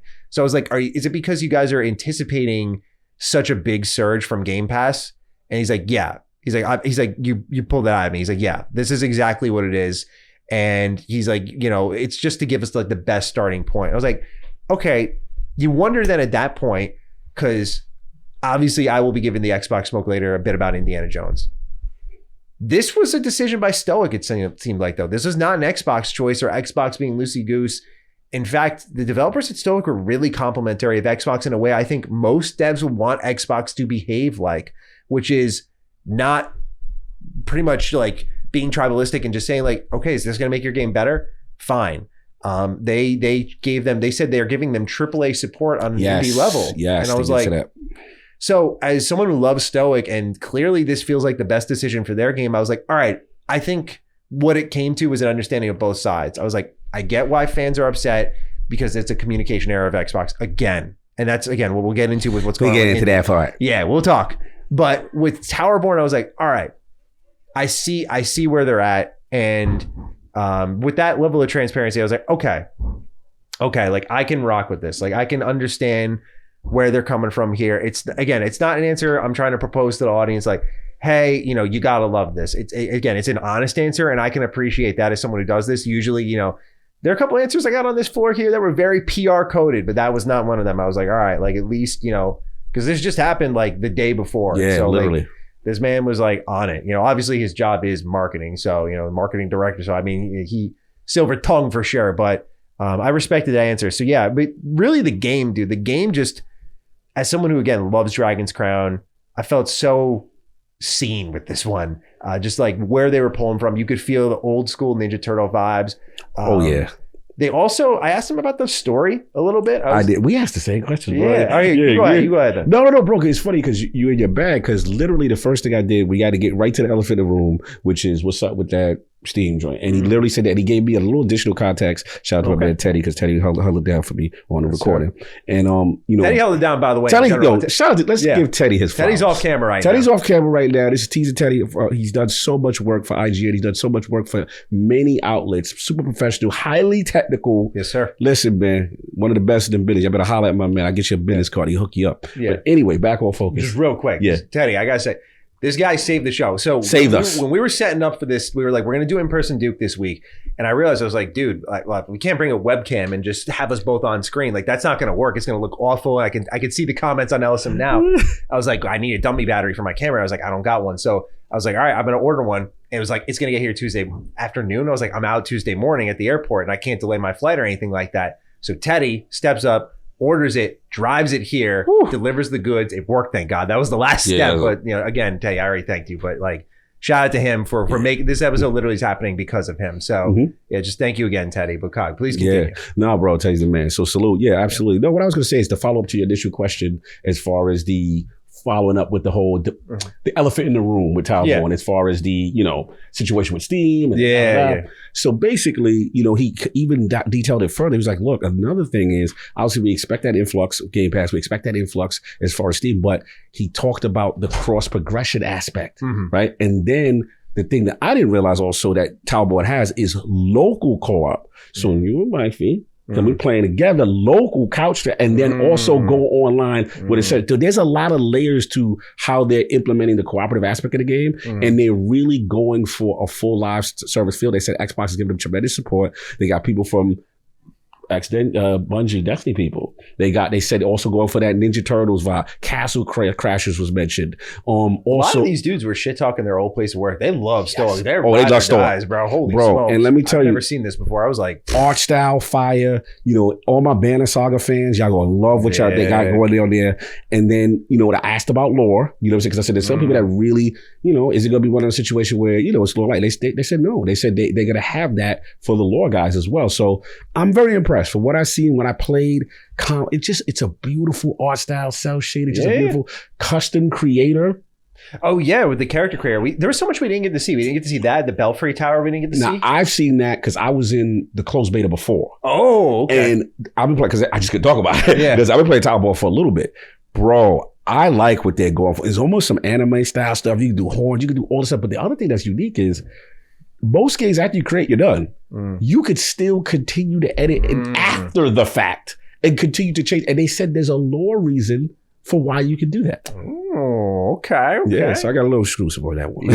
No, good shit. That's awesome. Yeah, I just, again, that was really part of it was the surprise factor. Like I knew at the bare minimum with Avowed, I knew I was going to like it a lot. And it was because it's just my type of game. I got this Vibe. This is big. Yeah. I didn't know you liked Towerborne that, but I like it. But wow, you got it over. Yeah, I do love 2D beat 'em ups, but I love that this one's thinking a little bit bigger. Like they were, if there was one thing that they were very passionate about that I didn't see in the actual product itself, but a thing that they want to do, which you have to consider, it's a live service game, right? They were just like, we really want to build a story with our audience, and we want to try things with them. So he was saying, an example he was like, oh, we want to have random boss fights spawn. He's like, that's something we're going to try based on feedback. We don't know if it's going to work, but we're going to try. And they seem very adamant because they're a small team about building with their community. And I don't know, I guess part of it is look, I'm totally out of the live service scene. So I'm sure this is a line that's been used a million times before. You would know better than I. But it did catch my interest in what their intentions were because they were like, we want to build a really great story. And I was like, I asked him, because then it clicked to me. I was like, well, it's one thing, how do you deliver a story like that it's really good versus one with Banner Saga that's premeditated, you put so much time into it. And he's like, oh, that's where the art comes in. That's where the the music comes in and everything like that. He's like they mentioned going to Warner Bros. Sound Studio to do the whole soundtrack and get a full orchestra. Yeah, he was popping off about that music. Yeah, he was in his bag. He felt like cocky. I was like, you talk a lot with this music, bro. Yeah, he was like, that is he didn't really answer what the story was going to be in a sense, but he was like, these are the components that go into what went into making Banner Saga special and what we're doing for this. So we're giving it the same level of time and attention, that sort of thing. So yeah, dude, I was really blown away by how good it felt and just how it also delivered on the things that I really loved about games that I thought were forgotten. Of course, you're going to get a Ninja Turtles beat 'em up constantly, but Dragon's Crown was such a deep cut for them to reference. I was like, and then you mentioned the ex-Destiny devs. Yeah. I didn't even really get to see the loot or anything afterwards. I just saw the equipment levels up when you finish missions. I was like, okay. I could see the progression there. But then you mentioned Destiny devs and loot. I'm like, okay. Yeah. They're going all the way. And the vibe I got for the people who, they have a long-term vision for this and they really want to continue to support it. And this venture for them into kind of, I don't say complete live service, but this constantly evolving kind of a game. Yeah. And I was impressed. They said it's live service, but it just, I don't know. It doesn't have the spirit. It doesn't have the spirit of one. Yeah. I'm like, you guys are supposed to be more cutthroat. What's going on? It's a good point. It's a great point. Love what I played from Towerborne though. Anything else you guys say on that one? Nah, man, looking very promising. Yeah. Very excited about it. So yeah, man. I mean, it was already on my list before, so I'm glad you got a chance to see what's going on. And we got a boss encounter, which was cool. I didn't get a chance to do that. Oh, you didn't get to do that? Yeah, so that boss, I saw this one this time. Yeah, the mechanics were good. It was for those who, I don't know if it was in the. You said it wasn't in the beta, so well, at least when I played in the beta, the part that I played, I didn't really encounter any big boss characters. Okay. So this is the first time I did it. This time. Yeah. So for the boss, there was you spent the level fighting kind of these a bunch of enemies, but one of them is these mole rats that they go underground, and if you see the kind of the dirt moving around, you hit it first, you one hit kill them. But if you don't, they're full-fledged enemies. And so it was this giant version of that. And so you would have him doing like certain moves where he'd like jump and pound the ground, and there would be like ripples along the floor. You had to jump over at the same time as like 80 of these little mole rats getting ready to spawn. So you want to wipe them out quickly. And so right away, you could just see mechanically how sound the game is, even from that perspective. So it was such a small look at the game, but like I just felt like I saw everything I needed to be like, yeah, I'm totally sold on this. Yeah. Like this game is going to be great. So shout out to Towerborne. The only thing I guess is a pin in the balloon is like knowing it's early access. I thought it'd be ready for launch. I don't know. But you know, I like what they're doing because I can't blame them. I'm like, you look at something like Hades and go, why don't we just do that? And like, I get it. I think that's why so many devs are going early access. Yeah, makes sense. But you know, it's not going early access. It's Ara History Untold. Yeah, you gonna have to talk to me on that one. I didn't get a chance too much time with this one. Break it down. Yeah, so I played this is the one I played the second most. I played about an hour of it. And that hour, I'm scared of this game. This hour just got deleted from my life. I was like, damn. So I had arguably the worst experience, not in the actual like quality of the game. It was a great game. You know, like I don't know why everyone's got something wrong with France, but for me as Jeanne d'Arc, I got invaded by Japan, I got invaded by China, and I got invaded by the Aztec Empire, all within 20 turns. And I don't know why, by the way, because everyone else was like, I was talking to Ray of Xbox Ready. And he was like, yeah, dude, I was having a good time. Like I was throwing a feast every day. I'm like, good for you. Everyone like, and the worst thing I heard was from Rubes. Bro, you can't believe this guy said to me, he said, I didn't even think there was enough time in the demo to die. I was like, bro, that's the worst thing you could have said to me, because now I just feel like I'm ass at the game. But yeah, man, I haven't played a Civ style game in a while. I thought I was cooking, but like what was really interesting about it is there's this kind of prestige leaderboard. So as you build things like you would in a Civ game, you're going to gradually gain prestige. Now, as the rankings go on throughout these turns, I was talking to the game designer. He was like, pretty much like they're broken up into sections. And so the bottom three are the first to be forgotten the time. And so it's all about building your own history. And those who have put enough time into their civilization and have accelerated themselves enough will continue on in the game. So you mentioned like good multiplayer ops, but really good in single player. Now, you know, I'll just say the computer did not play nice with me at all. As I mentioned, just dude, a triple invasion in the beginning of the game. Wild crazy. That's like wild crazy. I wasn't even that advanced, but they saw me as a threat. Like that was the funny part. Like Japan just randomly started a war with me. I was like, all right, whatever. Like, fine, guys, we'll fight. And then all of a sudden it says like, China distrusts you. I'm like, for what? Like, what the fuck did I do? What I did in 20 minutes. Yeah. But yeah, it's if you like Civ, you're gonna love this game. You know, you'll gradually build up these, you know, you start with your capital city and then you'll build little holds around it. You'll send your settlers out to go claim land, scouts to go see what's going on. Like if you know and love that civilization loop, it's there. It's in the amenities that are kind of different. Like you'll kind of establish like, you know, we're going to do feasts here, or we're going to do like blacksmithing here. There's like little resources around the map that you can claim with your scouts. The combat is a lot more RTS style. Like you're going to maneuver like your forces on the map and then kind of like have them engage, and they kind of, you can watch these battles play out, which are really cool. You have to literally like click the button, watch battle, and you'll see like how they play out. And yeah, dude, like this game's scary. Like it's going to be dangerous in terms of time spent, because like it was just, yeah, like I just blinked and time was gone. I was like, wow, that was like really fun too. Even though campaign couldn't have gone worse for me, honestly. So it was like a testament to the game. I was like, you know, because the guy literally who was the game designer I was talking to walks away. He's like, I'm gonna go get a sandwich. I was like, all right, sounds good. And he comes back and I'm like dead. He's like, how did that happen? I was like, ew. Yeah, I was like, dude, I was catching strays all over our history. I was like, how did that happen? He said. I'm like, bro. You that trash that this. Yeah, I'm like, how did it happen? Yeah, that's well good. I feel you, man. I feel you on that. But yeah, it looked good. I already know how you get with those style of games. I already know. It's right in your wheelhouse, right in your pocket. Definitely. Yeah, I don't know if there was much else to say on it, because I feel like it's a game I got to spend more time with to identify like what separates this from Civilization. And honestly, in fairness, if I wasn't in the process of getting waxed, it would have been a question I would have asked. But I just got so enamored with what was happening before me. And so that was that. So yeah, Ara History Untold was really good, all things considered. No doubt. Next game I got on the list here is Atomfall. Interesting. Yeah. What did you think of Atomfall? Atomfall was a mixed bag for me, because on one hand, I mean, first of all, the setting is kind of like Britain. Yeah. It was like Britain Stalker meet Fallout kind of. Yeah. All right, let's get off the top. The engine, again, playing on PC. engine looked phenomenal. It looked great. It looked smooth. Yeah. You know, big draw distances. Pretty. I don't say like a dense world, but it open world. It felt, but it felt lived in. It just was. I liked the way the terrain and everything was set up. Yeah. All right. So you start off, you get out, you try to figure stuff out. Cryptic London telephone box. Yeah. You pay like Kill Oberyn and something. I'm like, all right, cool. We're going for some real, mystical weirdness. Okay, fine. You go talk to a townsperson. All right, fine. So I'm getting around. So first thing off, they give you a quest to go to some village or whatever, and like they're like, "Yo, be careful, there's outlaws along the way or whatever." Mm-hmm. So I start walking around. So I see dudes. So I'm like, first, I'm gonna get my creep on. You know what I'm saying? Like, I'm gonna hide in the bushes and wait. And I did a successful stealth kill, whatever. And then I got like a kind of like a sawed off shotty, but I didn't. I killed the dude, but he didn't have no bullets in his gun, which I didn't understand. But whatever. So then I'm like doing the melee combat, and I'm like, all right, it's okay. The thing that really pissed me off, I died, right?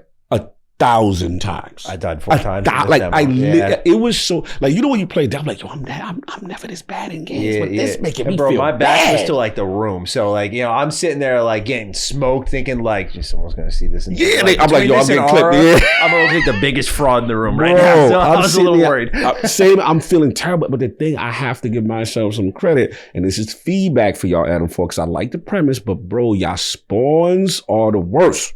Like literally, like you die and then they put you right back where they two saw you at, and it was just repetitive. I'm like, what is going on? Yeah. So look, it's early. I don't know how far in development they are though. Yeah, I think it's coming out next year. Yeah, so they got time, but engine looks good, premise looks good.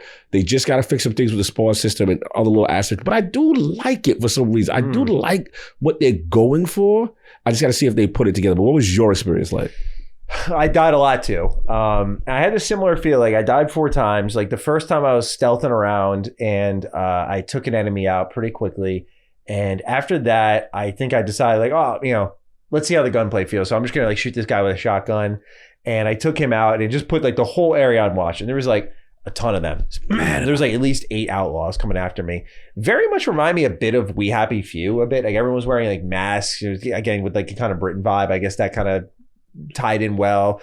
And so immediately I could see the potential right away because I'm like, as I'm getting chased, like this game does not fill you up with resources. Like I had like 5 bullets. Good point. And I was like, okay, I see what's going on here. Like I got to make every shot count. I immediately felt the intensity. Again, very Fallout-like, like this post-apocalyptic world it felt like, or an abandoned area. Like you're in this place called like the Interchange or something. I forgot the edge, or the Zone, I think it's called. But I think that's Stalker. It was one of those 2 names, but very post-apocalyptic like. So resources are low and these enemies are running after you. So I die. I'm like, all right.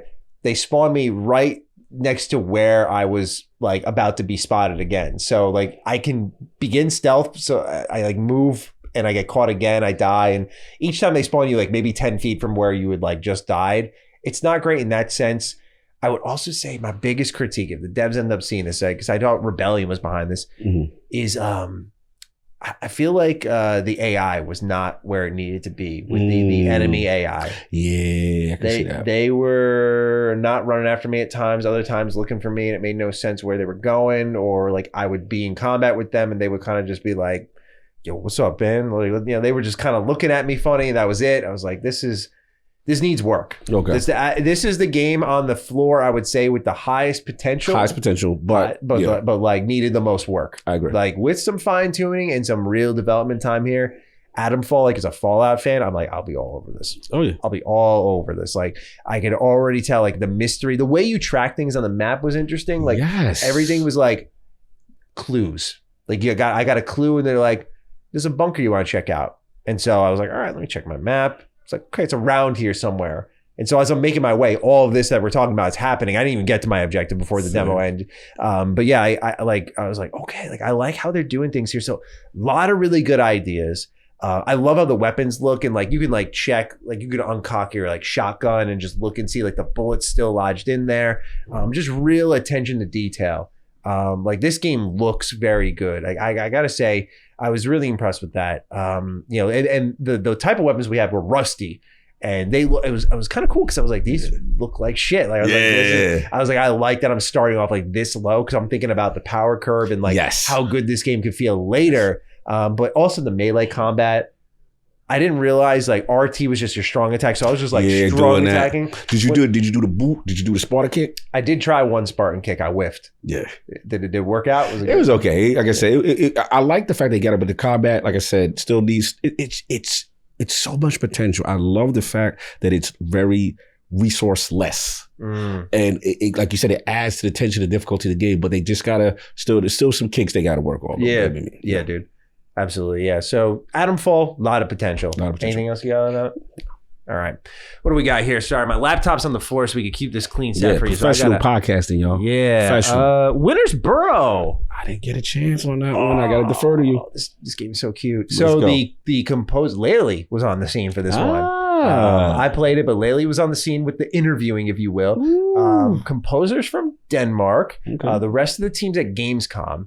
And so she learned when speaking to him, like, this game has been through like a lot to get here, which was kind of interesting. And they're really passionate about it. Like the composer's like at the end of his contract, he's like, we're really hoping it takes off so like I can keep making music for it. Like they're kind of at that point. And dude, you can feel the heart on this game right away. Like right away it fires up and this like mouse is like coming. He was like, he grew up in the borough. In the hood. Yeah, he grew up. I realized when I said that. Yeah, Bruce using the boroughs. Thug's life. Thug life mouse. It's real out here. Yeah, he's barely getting by. But yeah, he grew up in the boroughs, and he. I love it. It goes perfect. Continue. It really does. And he left home, and his parents die, and he comes and like you see all these like little illustrations breaking this story down. The music's beautiful, and you're kind of brought back home, and like. This place is in disarray. This place you grew up. So you start like, it kind of sets a good tone for like the survival game. Cause like, it's the same thing, like you're going to craft and build stuff and chop stuff down. But it's like right away, I was like narratively like so much so that I actually stopped this demo early. I played like 20 minutes. I went, really? So you know what? I was like, this has a lot of heart to it. I'm very into what's going on here. Cause like right away, like the objectives were like, build yourself a little sweater. It's cold out. Build yourself some like, you build like leaves for your feet so that you can run around in the cold a little bit longer, a little bit quicker. It was like, go find your aunt. And I was like, man, I was like, and they said that, well, I think they rated this E10 plus because they said that there's some very like sad moments in the game that are like, like death of animals and stuff. I was like, So as someone who loves animals, like this game, I could feel it pulling at my heartstrings right away, but you could tell the Ori vibes maybe with the heartfelt kind of. A little bit. Okay. Yeah, a little bit. Like the music was, again, I can't, not even just because of the composer, because I didn't really talk to him much. I just told him when I stood up, I just said to him, I said, dude, I loved how you guys opened this game. Like those illustrations were so powerful to me. I said it pulled me in right away. I said, really good stuff. Laley was the one who talked to him, but the music was great. The music was so good. Art style speaks for itself. Survival mechanics are familiar, but like, dude, you could like knit in your little rocking chair next to the fireplace. I'm like, they said that they created actually a whole new genre for this game called cozy survival game. Mm-hmm. And so that's what they're calling it. So suck it, Kojima. How about that? Yeah. The Strand games. We got the cozy crafting. Yeah, how about that? Hilarious. So yeah, Winter's Burrow was pretty good. What else we got on this list here? Here, this one's all you because I didn't play this one. Little Nightmares 3. Yes, this is all me. Now, yes, please. Full disclosure, I never played a Little Nightmares game. Full disclosure, I didn't even really know about it, and I didn't realize I think it's Namco. Bandai Namco. Yeah. Did. So I'm sitting there, I'm like, I don't know what I'm getting into. I'm like, let me check it out. They're super excited for me to check it out. I'm like, all right, cool. I fired up, and I'm like, so these very strange little individuals that you get to pick. There's two of them together. And the first thing I'm like, hey, yo, this is a cog game. This is literally like Inside on some cooperative, like use your buddy joint. And I'm starting to play it. And again, you know how I get mad with those very dark, atmospheric games where there's no dialogue, there's no voice. You try to puzzle solve and figure out what's going on in this very evil, scary world. There's platforming. There's very ingenious use of cooperative puzzle solving where like one guy He's cranking up the thing. He's making a pulley or a lift come to you. You get the other guy to the other side. You always helping each other get through something. Mm-hmm. And then I'm like, hey, yo, it's just really well done. There's also a little bit of Towerborne in the sense of, you got your side to side action, but then you got your foreground to background action going on, right? So you had that going on. I got to a part where I created like this umbrella, and then I was using the airs from a vent to fly over a gap or a space. The backdrops look crazy. Very impressed, bro. Little Nightmares turned into something like, oh, I have to down. I was so embarrassed I never knew about this game. I'm like, you know what? I'm going to go get the first two. And I'm going to go right. That's going to get downloaded on the plane for the flight going back. So that's going to get added. No, bro. Damn cool. You're going to test that hotel Wi-Fi for real. Oh, yeah. I got to download these. Worst case scenario, all you 5G guys, you go use your mobile hotspot when the hotel act a little crazy. It's true. So that's what we doing. But, bro, I'm like, this is such a me game. It feels like an overlooked franchise. Like, I hear such good things about it. I've never checked it out, though. Yeah, bro. I was super impressed. And again, the darkness of it's a little bit like darker, even like Limbo dark. Mm-hmm. But again, it's a very thoughtful, well-designed game. Was it horror? It's a little horror. And like these weird creatures, some parts of things chasing you. And it's a straight, I can't define it, but it's just really cool. But again, if you like Inside, if you like Limbo, if you like those type of games, got from the dev, it does have co-op. Oh, okay. So you and Mrs. Manning plans. Yes. Can get that on. Like, yo. She liked it a lot. But Laylee played it. She liked it a lot. When they said, I don't know if the first one's co-op. I think the first one may not be, but the second one is. Yeah, that's what it seems like. Because Ray was saying the same thing. When I asked Ray about it, because he played them both, he was like, he's like, I know the second one is. He's like, I'm not sure about the first one. He just, his words were, I don't know what happens, but he said they split paths at one point. Yeah, that's what I heard. Yeah. So I'm guessing the second and third are co-op, but we really want to check it out. So we're probably going to play the series together before this one comes out, because she loved it. She was very positive on it, so it's good to hear you liked it too. Absolutely, really love Little Nightmares. You get the thumbs up for me. All right, last game here, Cog. Metaphor Re Fantazio. I think I need to let you cook. I think I need to let you cook on this. Oh man, what is there to say? Atlas, my beloved. They are firing on all cylinders of the game. Here's my bold statement. I gotta watch my foot placement here. I don't want to hit any wires, but I gotta stretch my legs for a second. Get that leg stretch. Yeah, I feel like this could usurp the throne from Persona. I truly believe that, because I will say this, man. Going back to P3 Reload, I loved it. And I will admit, like, it's a remake of a game I've played twice, so it doesn't hit as hard as it did all those years ago. But one thing I noticed with like the high schooler setting, I was like, this is cool, but I want something that takes itself a little more seriously, if you will. Welcome. That's what I'm doing. Except I will still play these games, mind you. Now, with Metaphor, this game is like just, I would say this, the maturity has been elevated for this one. Like you're like, okay, so every Persona game you have like your main dude bro character, like Yosuke, Ryuji, you have these characters that are like, hey, what's up, dude? And like they're, stupid and ditzy. Your main man, if you will, in this game, Stroll, is like such a like stoic, honorable hero, like extremely serious, capable, smart. Like right away, I'm like, they're flipping all the standards on their heads. There's this, oh my God, the elven chick. I think Birkenheimer. Birkin something. Yeah. The chick with the pinkish, reddish hair thing. Yeah. Yeah. She's serious with it. She's cool. She's serious with it. Yeah. She's cool as hell. She's like stretching in the, like on the ship for like the daily activities. She's like taking it all seriously. There's some wild looking party members in this game. Like I'm very excited about it, but the combat is definitely the star here. It's a lot like what I talked about with like Trails Through Daybreak, where you do the melee attacks and then you can activate that turn base. I want to get your thoughts on that first, because for me, as someone who experienced Trails, I actually think Trails does it a little bit better, because like, let's say you have like 3 enemies in an area and I like go and attack one and I weaken them and I begin that turn-based combat. Those other 2 enemies stay there, and when I finish the battle, they're still there for me to fight. Whereas Trails, like I'll weaken them all and then a fight will begin and they'll all be involved. And so I feel like that is, I felt a little repetition set in that regard, because I was like, there's a better way to do this that I've experienced. But for you who's never played these Trails games and you've played a little bit of Persona, now you're hopping into this, like, what did Metaphor do for you combat wise? I liked it because one thing that gets mundane for me when I'm doing a lot of these, you play the JRPG, you're moving around the world, and the ones that allow you to see the enemies ahead of time, right? Before you see it. And by the way, that's water, y'all. Yeah, Dukes, help this wealth. We out here cracking bids. So don't be like, yo, they got help this wealth shirt. They out here getting lit or Duke. Yeah. These is the sparkling waters. Mojito, mocktails. So y'all got free sponsorship because we was thirsty. Yeah. I mean, dude, I drink these in my house. So Waterloo, if you ever want. Holla at your boy. Health as well. Hey, health as well. We doing water out here. So anyway, but what I was... Damn, that's good. It is good. So when I was moving around, I'm like, all right, I like the fact that I can get the drop on them. And then, sneak up if they didn't see you. They got an awareness if they can see you. And then you could kind of, if they don't die, you could kind of jump into, the party attack mode, right? Where you just kind of jump, and it was kind of synergistic. So I liked, as a person that never played Twin Trails, I thought that was dope.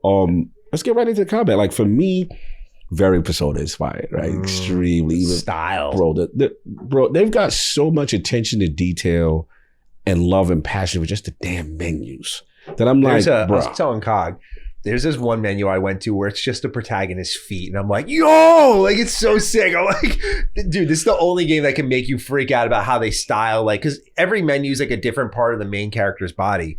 And then there was like one of just his feet, and like the way they laid it out and transitioned, I was like, it's like, damn, dude. Oh, yeah. So sick. It was sick. And then the thing I like about it was just like, again, you got your standard attacks. You had, the skills or whatever that I'm assuming is like Persona-like abilities kind of thing. Then I believe there was like some team synergy move also that they can do as a group. Yeah, like an all-out kind of attack almost. Yeah, that kind of vibe going on. There was just a lot going on. And I want to shout out the aesthetic of the characters because, again, no disrespect to Persona, because Persona I feel is tolerable for old man Con. I could deal with it. But this definitely felt a little bit more mature. I like the whole airship thing. Yeah, dude, the daily life was sick. Yes. I like read a book in a windowsill, like while I was waiting to kill some time to get to like the dungeon and stuff. Like, I actually got a feel for that. I was like, oh, I see what they're doing here. It's like the idea is you're going to be basically, because I was trying to understand, like, what's the daily life going to be like? And so as the count, like you have these missions that are like the main objective. And so you'll go and like hit a dungeon, and it'll take like 2 days to get to that dungeon. And so while you're doing that, it's like, what are you going to do spending time on that like ship? And that's when you'll hang out with your friends, and then you'll make camp, and then you can do all sorts of things. Like you can cook for your friends. You can wash your clothes. You can, and it builds relationships. They tell you that's an important part of the game. Yeah, and you'll, like when you get ranks, you can then invest in new archetypes, which are basically personas. Like I unlocked one when I hung out with Birkenheimer, and she gave me the Magic Knight archetype. And it's think of like how for those who play Persona, I'm talking about with the Fool. The Fool can summon any persona. So kind of what they did is they spread the wealth here, where in Metaphor, anyone can use any archetype. And so you can really build craft with everyone rather than just like build crafting with Joker and Persona 5. But everyone else, like, Makoto always has Johanna. Like that's never going to change. Right. So yeah, I really appreciated that level of customization as well. And I'm so excited for the daily life. Like it made me, I was a little bit worried. I was like, am I turning into Cog? Am I getting too old for Persona? Like, am I not liking these mechanics as much as I used to? But I was like, then I got to Metaphor. I was like, oh, I think number one, I needed something new. Like Persona 3 Reload wasn't new, so to say. It was great, but it was just more of what I already knew. But Metaphor was like, this is so different feeling. And the music, especially in that like daily life section, it's not what you'll expect from Persona. There's not even a hint of it. It's all very, how do I define it? Epic.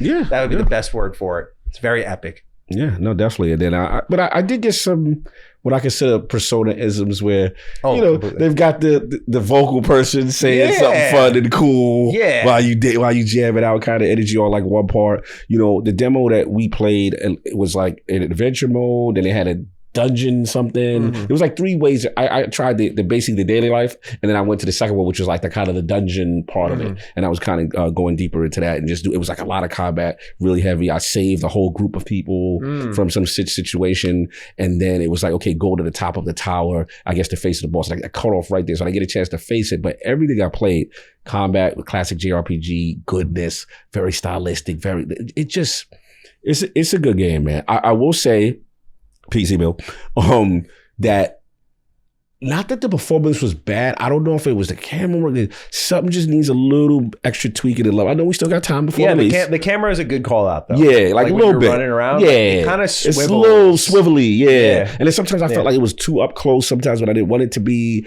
and then it kind of leveled up. But when you're in a fight and stuff like that, I was fine. I had no problem with that. But other than that, I really enjoyed my time with Metaphor.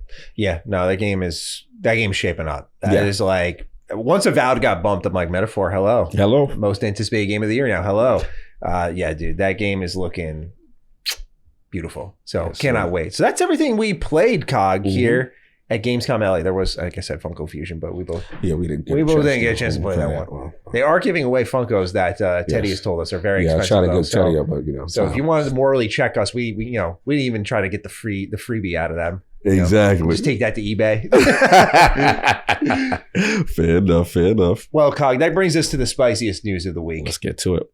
So, as we'll talk about with Opening Night Live, there's a plethora of announcements we'll get into, but there's one in particular the Xbox fan base, the gaming world, has really attached themselves to. So, pardon me as I lean over and read my script here. Indiana Jones and the Great Circle releases December 9th of this year on Xbox and PC, and of course Game Pass.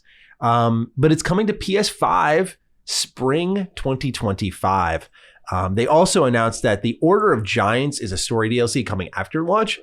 Pardon me, all the seltzers now catching up to me. And the last thing is 3 days of early access for those who pre-order. So they're kind of hitting all of the notes here of like cashing in, right? I think of Hogwarts Legacy a bit with the early access. I think of what they did with some of these games on Game Pass, like the early access, like they're cashing in on that angle. They're cashing in on the PlayStation fans. They're cashing in on the DLC, the season pass. They're cashing in everywhere. But Cog, the real talking point here is we rewind to the business update. Phil Spencer sitting there and it's almost unbelievable, but he's sitting there and they're like, all right, these are the 4 games that are coming over to PlayStation. Here, let's list them out. And the first question that I think Tina Amini had asked was, are any of these games Starfield and Indiana Jones? No, they are not. Okay. Now, you and I have talked extensively here on Defining Duke. It was going to happen. We knew it was going to happen. We said this. Yes. Okay. Many times we said this. However, Xbox just manages to surprise us, dude, because I'm just like, yeah, it's going to happen, but surely they're going to give themselves a chance to just sell some more Xboxes with Indiana Jones. No. Before we got one more thing for y'all. By the way, in a dead show, this is like the second announcement before the show ends. So this is at the point where they should be ramping up the big dogs.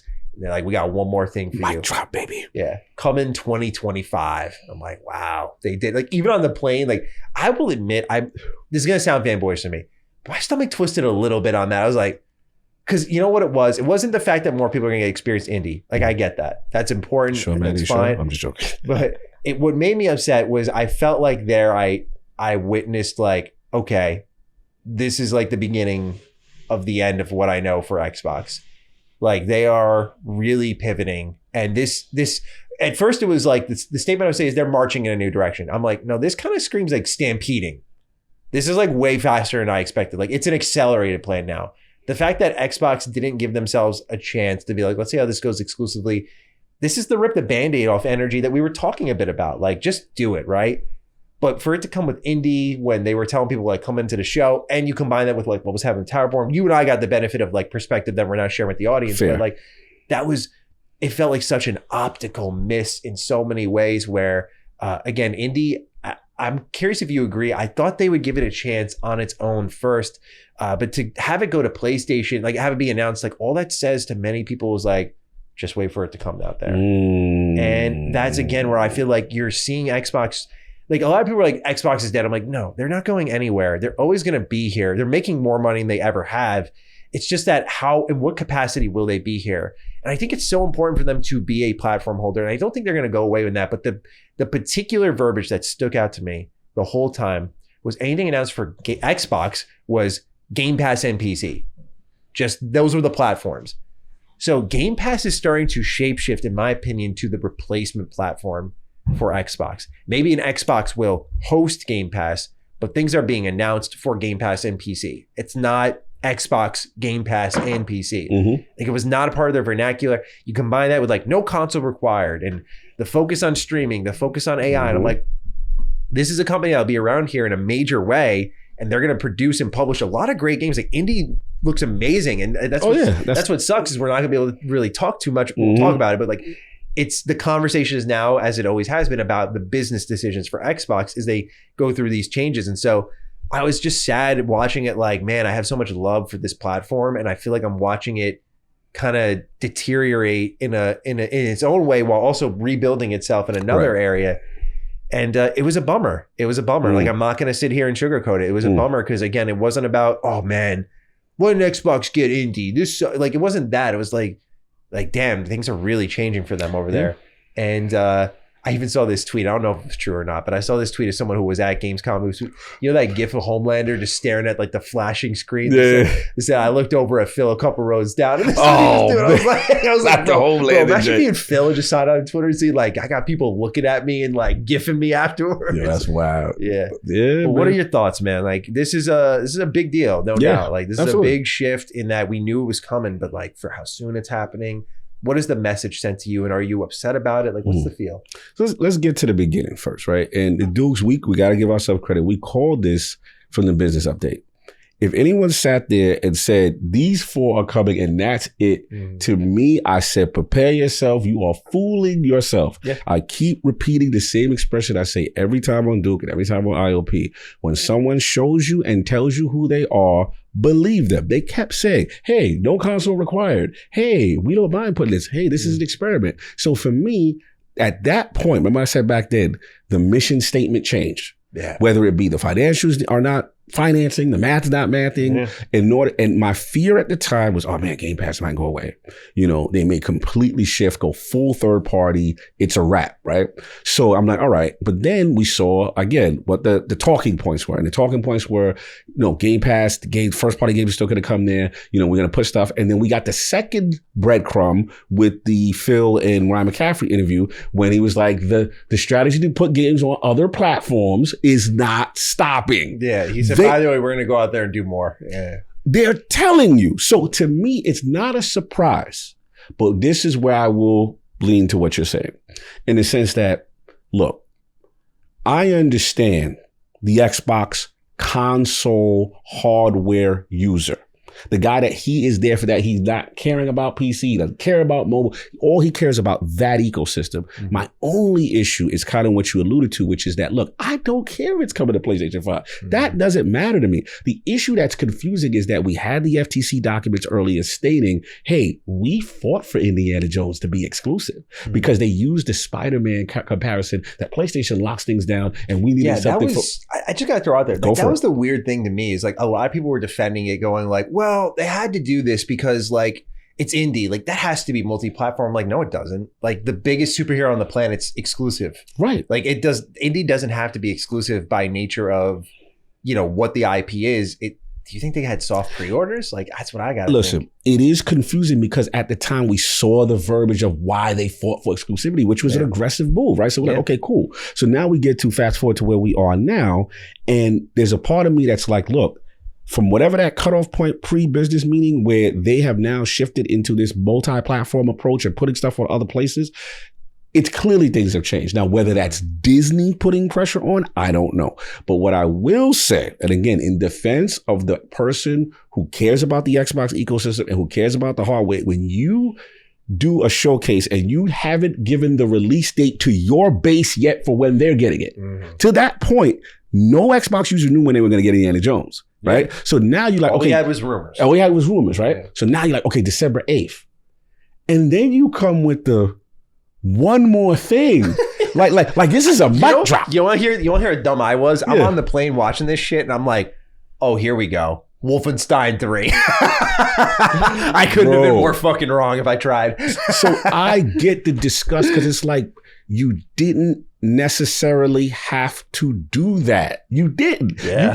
You could have did that in an Xbox Wire blog post. Mm-hmm. You could have did that at, hey, any other news outlet, IGN, whoever, right? Mm-hmm. And say, hey, is it coming to other platform? Oh yeah, we do intend to make it a platform, maybe PlayStation later. And that'd have been it. But I don't want to get into saying things are disrespectful, right? But I empathize Yeah. with a person who loves the platform. Because here's the thinking. Forget fanboy stuff. Forget console war stuff. Is it part of your strategy wanting to get Game Pass subscriptions? Yeah. Wanting Like, don't people- you want the association? Right. So at least, even if you know it's coming to PlayStation, right? At least let the cycle marinate for the date for your base. And you could announce that later. But it was such an aggressive Band-Aid ripoff. Not that I don't want them to not be honest, but I didn't understand the timing and the logic to say, hey, we got to do that. And the only thing I can allude to, Manny, is that, look, you just got to call it what we got to see. In my opinion, I can't with good conscience think that the current leadership, the way it's constructed, is agreeing with these moves based on everything we have seen. Because now it's contradiction after contradiction. And these are quick, by the way. Quick! Like, these are quick contradictions. Like, normally, like, people are digging up Phil quotes from like a year or so ago. Like, there's been time for things to change. We're talking about when that business update dropped. Sorry, I'm going to interrupt you. No, but, please go. When the business update dropped, like, Xbox was dead silent for like 2 weeks Yes, straight. I Like, remember they were strategizing big time. This was a huge deal because this was the announcement of the pivot. Like, you know, we're doing this and here's why. Right. And that was like a huge message to the fans, of understanding like what is Xbox going to be moving forward.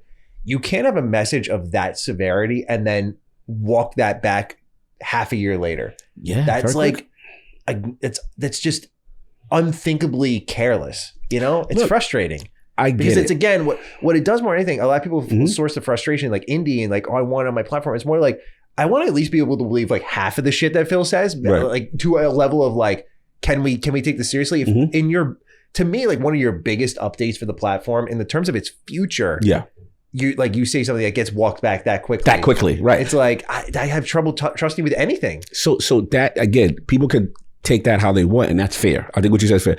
When I see that kind of thing, that immediately tells me you don't have say anymore. I'm just going to be honest. I'm not making excuses. If you make a statement a month or 2 months ago, and then immediately it changes into something else, I have to deduce that the stakeholders or executive leadership, or because remember, you are Microsoft Gaming now, and you have now acquired ABK, and now we got to see this ROI though. We got to see what's going on. We are at that point. That's the vibe I'm getting.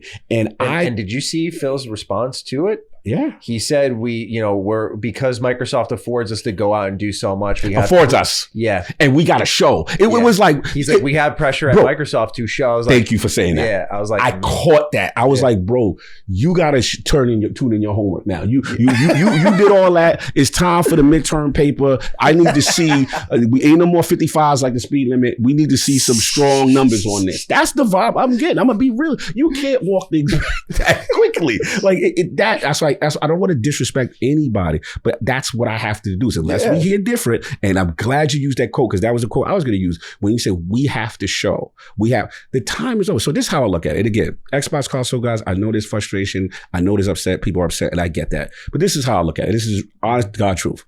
My thing is this. If you care about games, you don't got nothing to worry about. Yeah. If you like what you're seeing and what we're playing, you have nothing to worry about. The key is going to be for some who like to use this for fuel for others to say, we got and you don't got. Yeah. Right? Sure. Those days is over. All that we got, you don't got, that's a wrap. Yeah. Right? Yeah. These things are coming. Yeah. Maddie has said, you were the first one. You're like, everything's coming. You said it from the jump. Yeah. You were like, this before that everything's eventually going to come. I will say I was completely surprised that the order is going in though. Like I thought the next announcement would be Forza Horizon 5. I'm like, something that's been sitting for a while that will benefit from a new base, Sea of Thieves, right? Like that's immediately what I thought of. Or Starfield with like the expansion. I was like, certainly it's that. When the rumor popped up, because Shinobi 602 put it out there, he's like, there's going to be a big PS5 port announced. I'm like, right away, you and I were both like, it's got to be Forza. Then Forza was like shut down. Yeah. It was like, maybe State of Decay. Like, I don't know. It's kind of a weird one, but like maybe, like I was like, it's got to be something older. Right. For it to be something that has yet to release, I was like, holy shit. Like that was surprising. I had Starfield next on the list. I was like, it's got to be Starfield because like they had the reportedly PS5 port. Right. Got canceled. I'm like, you reignite that after the game releases. Right. Put it on with a second wind with all these patches, the new vehicle, plus the Shattered Space expansion. I'm like, makes so much sense, right? But Indy was the thing. That was a surprise. And what I was surprised, it was Indy. I was actually surprised that I thought it would be a tentpole franchise that would cause the vitriol that we're seeing now. I thought like with Forza, Gears, Burger, Fries, and Shake, right? Any of the big three, Halo comes over, people is going to be blood in the street. Don't give up a tentpole. I know how some people feel strongly about that, right? But Indy did hit different because it wasn't even announced yet on your platform for when. And a lot of the Expo hardcore base just felt like, man, you know, we have to ask the honest question. Like, I think it is valid. I don't think it's doom and glooming. Some people are going to ask, well, why do I have your ecosystem for if you are content to promote the opposite? The opposite sound very if you promote your competitor, right? So I get that. And that's a question they have to answer. They're going to have to continue to think. Like, for me, I'm getting the games on the platform I want and on the service I want, which is, in my opinion, still the best service in gaming from a value perspective. And the last thing I'll say this is, look, I'm a Sega kid. I told you how this go. If I could do another timeline where Sega continued, remember, they kept making consoles and people were not buying it. I had the famous Peter Moore story where they did the focus groups, they did the testing. They said your brand is like the old senile grandfather that nobody rocking with. And if Xbox made the deduction to say, look, long-term console has stagnated. This is as far as we're going to go. The brand is as far as it's going to go. We have to be honest with this in defense of them. We saw the Hellblade sales, right? The console, the last 2 quarters, right? Bad, right? We have to. Now we don't know what's going to happen with, you know, Call of Duty and with the games. We get that, but there could be tangible data that says if we go this path, this is not going to be profitable. And you notice they keep using the term, we got to run a business. We got to run a business. So if this is the path to sustainability, remember I told you, is this greed from way back or is it survival? I've always said that. Yeah. What is it? And to me, it's survival. If you got to keep saying, hey, we got to show the numbers. We got people we got to report to. Right? It's almost like the worst thing that happened to them was buying AVK. And I will admit, look, Lord Acquisition will admit, I did want the deal. But I will say, as a byproduct for whether it took too long, something happened during the course of this deal that now has changed the trajectory of Xbox and the way they are thinking. And to me, the last point I'll say is just, that, you know, no, please go. You know what's so annoying is that I think that a lot of the frustration for Xbox fans stems from, like, I don't know if it's the game. It's like you finally have big exclusives. I know. And now it's like the timing. It's like, bro, you got the games now. Yeah. You got and the all service. the build up every year has been, and we're guilty of it on the show as well. Like every, you know, especially in the early days of the show, like, just wait till next year, man. And then next year comes and like every year it's getting progressively like away from Xbox. And you nailed it. The reason why it hurts the Xbox cause so much is because this is the year they know they are flooded with games. Yeah. They got Murderer Row. And it's like, you didn't have to say this here to take away the joy from an amazing year. We just talked about a lot of these games that we played that are dope and the future looks bright. And you sit there and you're like, damn, this feel like the rake again. Here we go again, right? I get it. Like I said, so the final thing I was just going to say is, like I said, if it's about survival, as a person who loves the platform, a person who wants it to exist, and if this is their way to continue to thrive, then so be it. Just please do better about that messaging. Please do better. I personally, if it's leadership, why? Why did you feel the need to be like, yeah? And just so you ain't know, those dudes. You hype. Like, I didn't get that. Like, I get that it's Jeff's show, and Jeff's got the best eyes. He's got the best. Bro, I forgot like, Jeff did like the main character. Like, turn around, look it up. Yo, one more thing, y'all. Like, bro, you gotta admit, like, it definitely felt a little like, here's the knife. And like Jeff was having a ball with this. He was like. He was thinking of the coalition. He's like, I'm gonna announce yours next. He said, yeah, y'all walk it. Here's your joint. For the ops. Now we stop. But you gotta laugh. Because that part of it, it was so funny. It was just funny. It was funny. But that's pretty much what I got on it. At the end of the day, what I can talk about, Indiana Jones. Yes, thank you for mentioning that. Because I would have completely forgot. Yeah. Bro, what I seen from Indiana Jones, that got that game of the year energy. It is way more than I thought it was going to be. You know what I'm saying? And stealth, wits, the way the whip was used, like it's so much stuff. Go to LordsOfGaming.net, check that out. Got the article up there. Shout out to my man Robert Kelly, who did a phenomenal job, as well as the team that we got a chance to really, and we hit through some tough Q&A as well, with the devs as far as what's going on. So they got something great, and that's the thing that's lost about all this is that damn, the games are so good, and we got to talk about all this other stuff. Yeah, that's such a good point because. So for those who don't know, there was a hands-off digital preview for Indy, at least for what Cog and I went to. I don't know if there's any hands-on that happened outside of that, but we went to this like online digital event. You sign in, you get to check out. Like we saw like 20, 30 minutes of the game, and then there was like a Q&A afterwards, and they timed the embargo with this announcement. And I'm just like, I'm thinking about, because I delayed because I wanted to talk about what happened with Xbox first. So I talked about that in the hotel room. That went up today. I delayed my Indy preview till tomorrow while I'm on the plane. I'm sitting there thinking like, man, they probably thought they were like had a home run swing with the PR. They're like, release date, press coverage. This is them just like, we're going up, baby. And I was like, all the articles now are just like Indy on PS5. That's all it is. All the conversation. I prioritize that news over my own preview. Like if anyone needs like a little bit of a more anecdotal piece to like kind of reference there, like, dude, just, it takes away from a lot of the magic of the game. Because what we saw in that preview and obviously in the trailer, they had so much there. Like they described it in ways that Machine Games typically doesn't. Like I've been covering them for a while. I love Wolfenstein New Order. It's like one of my favorite first-person shooters ever. New Colossus, of course. We talk about that story. So good. And, I've defined it as I have selective memory with them because they also made Old Blood, which wasn't bad by any means, but not crazy about it. And they made Youngblood. Yeah, we don't talk about that. That's when we was hard up. That was during the... Bethesda was trying to make it happen out here. Nobody, we had no bias. We just catching the wave. Yeah, dude. Have you ever like thought about that? Bethesda doing Youngblood, Redfall, and 76 in that same era and just producing that all at once. Like, bro, I've never seen a worse pivot in my life. That's why I was happy for the acquisition. I don't care what nobody say because they was looking spooky prior to acquisition. They were flirting with live service. They would try anything to make a hit. They would have shut everyone down except BGS, I think. That's where it would have ended up. 100%. They were on that road because all those games failed. Yeah. All of them. Facts. But anyway, they make such great games and all of these games are tighter, smaller, like New Colossus, its only problem with a lot of people was it was too short. Yeah. It was just too short. And so for me with Indy, I was so surprised that they described it as like their biggest game yet. Like they were really big on like there's so much content here. There are side quests that are, their words not mine, multiple hours long. I was like, what? Oh yeah. I was like, really? Why? Like that, not in a bad way, but I was like, I did not anticipate that at all from them. But I guess it makes sense. They were quiet for so long on this. The hand-to-hand combat looked awesome. Yeah. Did you hear those sound effects? Yes. Like, Obsidian needs to pick up the phone and call the sound team for Machine Games. Holla at Machine, bro. Because like, bro, the sound effects for when you punch someone and kill them with it sounded like a gunshot. Like it was insane. So good.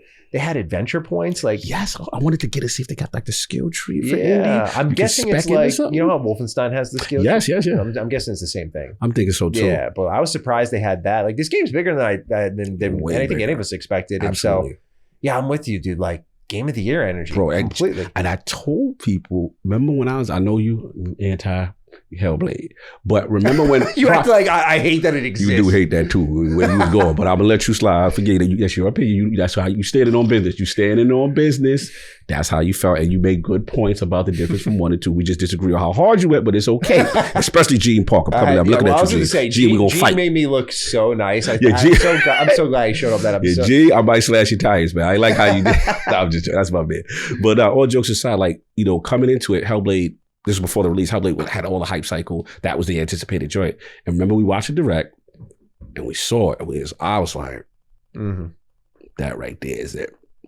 I saw it immediately. So yeah, Machine. That's what lost in all of this. Yeah. This game is quality. And the last thing I guess I'll just add on is like, look, a lot of people was fronting. I remember saying, certain people when it wasn't coming to their platform, I don't know what should have been for. Now I see a whole lot of excitement. So what if this pretty good now? Here's the last part. I know this is really, I don't want to say toxic, but here's a question. What if Xbox realizes this? This is another part of the strategy. And you see data like Hellblade from a single player point perspective, and it didn't do well. And this is a single player game, right? No multiplayer, no cooperative, no microtransactions that we know of, right? And let's just say PlayStation base runs out in sports. Oh, Does this prove Microsoft's strategy is the correct one? If you're trying to make money, their strategy is totally correct. That's the tough to swallow pill in all this. Right. And that's the thing. So that's why by the way, please go. By the way, I should say this because I know PlayStation makes a lot of money in exclusives. Yes, the correct strategy for them. For them, right. Yes. But we have to be clear. If you look at the Circana in the last 3 or 4 months and they show you the top 10, it's the same games. They're not really exclusive. It's Call of Duty, Minecraft, Fortnite. It's the same games on Steam. Only Steam's a little different with Helldivers and a couple of other outliers. But if you look at PlayStation, Xbox, it's really the third party stuff that is driving the console. So part of me says, what if they get a nice return on this joint on the PS5? Yeah, look, I think what they're doing is, I think a lot of people think they're straight up exiting the console business. I think they're just turning into Valve. I agree. Like, I think Dustin hit the nail on the head all those months ago and has not been wrong since. Like, I just think this is, the desire to have like all these storefronts on their own is like a little more progressive Yes, they than keep Valve. hinting that. Yes. Yeah, they're like, we want Epic Game Store. I mean, dude, imagine, again, I always think of this, like you and I traveled this week. I would have 100%, if I'm looking at my slew of handhelds, if I could pick up my Xbox handheld, has my Xbox games, let's say in a perfect world, Steam and Epic Game Store, bro, I'm taking that Xbox handheld 10 out of 10 10 out of 10. And so that's the thing. If they want to turn more into that, I support that. It's just you got to get the hardware that kind of sends that message on top of it. On top, but you have the streaming stick. Right. The handheld is now needed. No, absolutely. And here's the thing. Like the vibe I'm getting from them, I'm going to be honest, it's kind of like a boutique niche thing. We're never going to exit hardware because it is still an entry point for Game Pass and whatever, right? But it might not be the priority anymore. As far it's clear as day, Game Pass, the way the subscription tiers is handled, you already see it's enticing the PC player think more. About the Game Pass subscription count as the cause. Yeah, it's not like I'm at home and I ain't getting the fight about it. There we go. It sounds like when you think about the console sale numbers for the series generation, I imagine Game Pass subscriptions are higher. So do you think, I've never really thought about that metric. So maybe that's what they're looking at. I mean, they're doing it. They're 30 plus million. 30 plus million. They're doing it they're looking at MAUs. They're doing it as best as they've done in a while. They're bragging from the rooftops as far as that. So again, I know the hardcore, we're accustomed to what we're accustomed to. Yeah. But let's just put out the question. What if it works for them? What if they survive? You know what I'm saying? Kind of thing. And what if they are the biggest third party publisher that happens to have a console? You know what I'm saying? That still has that entry point. We have to give them some grace in the sense that there could be some sense to the strategy instead of, what's the definition of insanity? Doing the same things, expecting different results. Yeah. What if the console they selling, the brand is not where it need to be, and now they got the raw data to say, yo, bro, this is what it is. And Microsoft Gaming is saying this. And also, you got to wonder if the data from a PS5 games or Xbox games they ported to PS5, they looked at and said, well, these are what we're doing with this. What if it's something before it even launches? Like, it could be experimental as well. I don't know, but it just it's a lot. It's the winds of change blowing through. It's very Sega-esque is how I define it. Yes. See, I'm used to this. I've been with some of my it's very Sega-esque. My first time going through this. I think just as long as they hang in hardware in a meaningful capacity, I'm cool with them being like Valve. The only thing that sucks is, dude, like I just feel like PlayStation and Nintendo need more competitors than ever right now. And I don't want to see a world where like, well, Apple has stepped into the ring. I'm what the fuck are you going to do, bro? Or Amazon with their stupid Luna and shit. Like what are you guys going to do? Like, that's the one thing is at least Xbox has been in gaming so long that they can challenge and make moves that like scare PlayStation or Nintendo and put pressure on them in ways and try to force partnerships. Like there was a point during this generation where I was like, Xbox might like break a wall here and like, maybe it's foolish. People will make fun of me in the comments. That's okay. But like, there was a point where like with the way they were putting the Switch in the background and like teasing a lot about Nintendo, there's a time I'm like, what if we see like Game Pass on Switch? And like, that would have been a cool barrier broken. I'm like, that's where I thought they were heading. And so it just feels like we've just been on like this sort of road on this generation. It's been pretty remarkable to cover. Like, I don't know. Like there's going to be a time we're going to reflect on this. When the dust settles and be like, man, remember all of that shit? Like, I think that's what Xbox fans want more than anything is like, when your life just gets really crazy and you just want things to settle down and just chill for a little bit. And I think Xbox fans want a level of stability. And I think that's fair. Like, I think it's fair for them to want that because it's like, they don't know what's going to happen the next week that's going to radically change their platform. It's like, and And especially when it's such a big investment, like people don't have $500 to piss away, $600 to piss away, or even the series, that's like a couple $100 to piss away. So it's like when you buy and you invest in that, you're like, I'm going to be here to play. And in that same generation, usually it's like the Xbox One waited till the end of the generation, right? Like you still were getting stuff to the end. You were just getting a little less games as they were like seemingly regearing or retooling. But like the series generation, it's like we're in the middle of it, and they're like, "We're going this way. Oh, sorry, like thanks for buying, but we're out." Like I don't know, man. Yeah. Well said. It was a very aggressive pivot, and I think that's what meat on the table. Meat on the table. Yeah, you down or not? What's up? And we letting you know she getting it too. So it's like, all right, this is what we doing. You know what relationship you in now. Now you got to make a decision. And here's the funny part: they don't care that you going somewhere else to get it. Yeah, they don't care. So it is what it is. But definitely an interesting talking point. Yes. Glad we was able to discuss it. Yeah. So that's it for Indy. Let's just wrap things up here. It's our last topic of the show.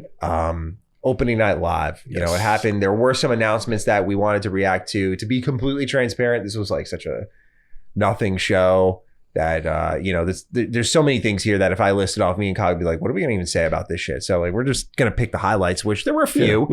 The first one is Borderlands 4. Announced to open the show, come in 2025. I don't feel like this trailer was as good as a teaser as Borderlands 3 was when it was announced, where there was a lot of details to pick from that. I don't feel like there was as much for Borderlands 4. And coming hot off the heels of the movie, I don't think this announcement sends the right message of like, yeah, more of this. Let's go. As someone who watched the movie, I'm like, oh no, already? Like, give me a sec to recover, would you? But you could tell the plan at Gearbox is like, and they're going to love the movie. And then we're going to tell them there's more. And then Randy Pitcher was like, oh, fuck. So what are our thoughts on the Borderlands 4 trailer that was shown off? I think you nailed that too. I think they had a whole rollout, bro. Like they knew they like, we're gonna this kill is him going to with be that. so sick. Shit, bro. They gonna go watch the movie. It's gonna be fire. Then they gonna see the 4 and bam. Like look, it is what it is with that movie. But look, it was kind of a nothing burger for me. It was just like, okay, planets are colliding and mass.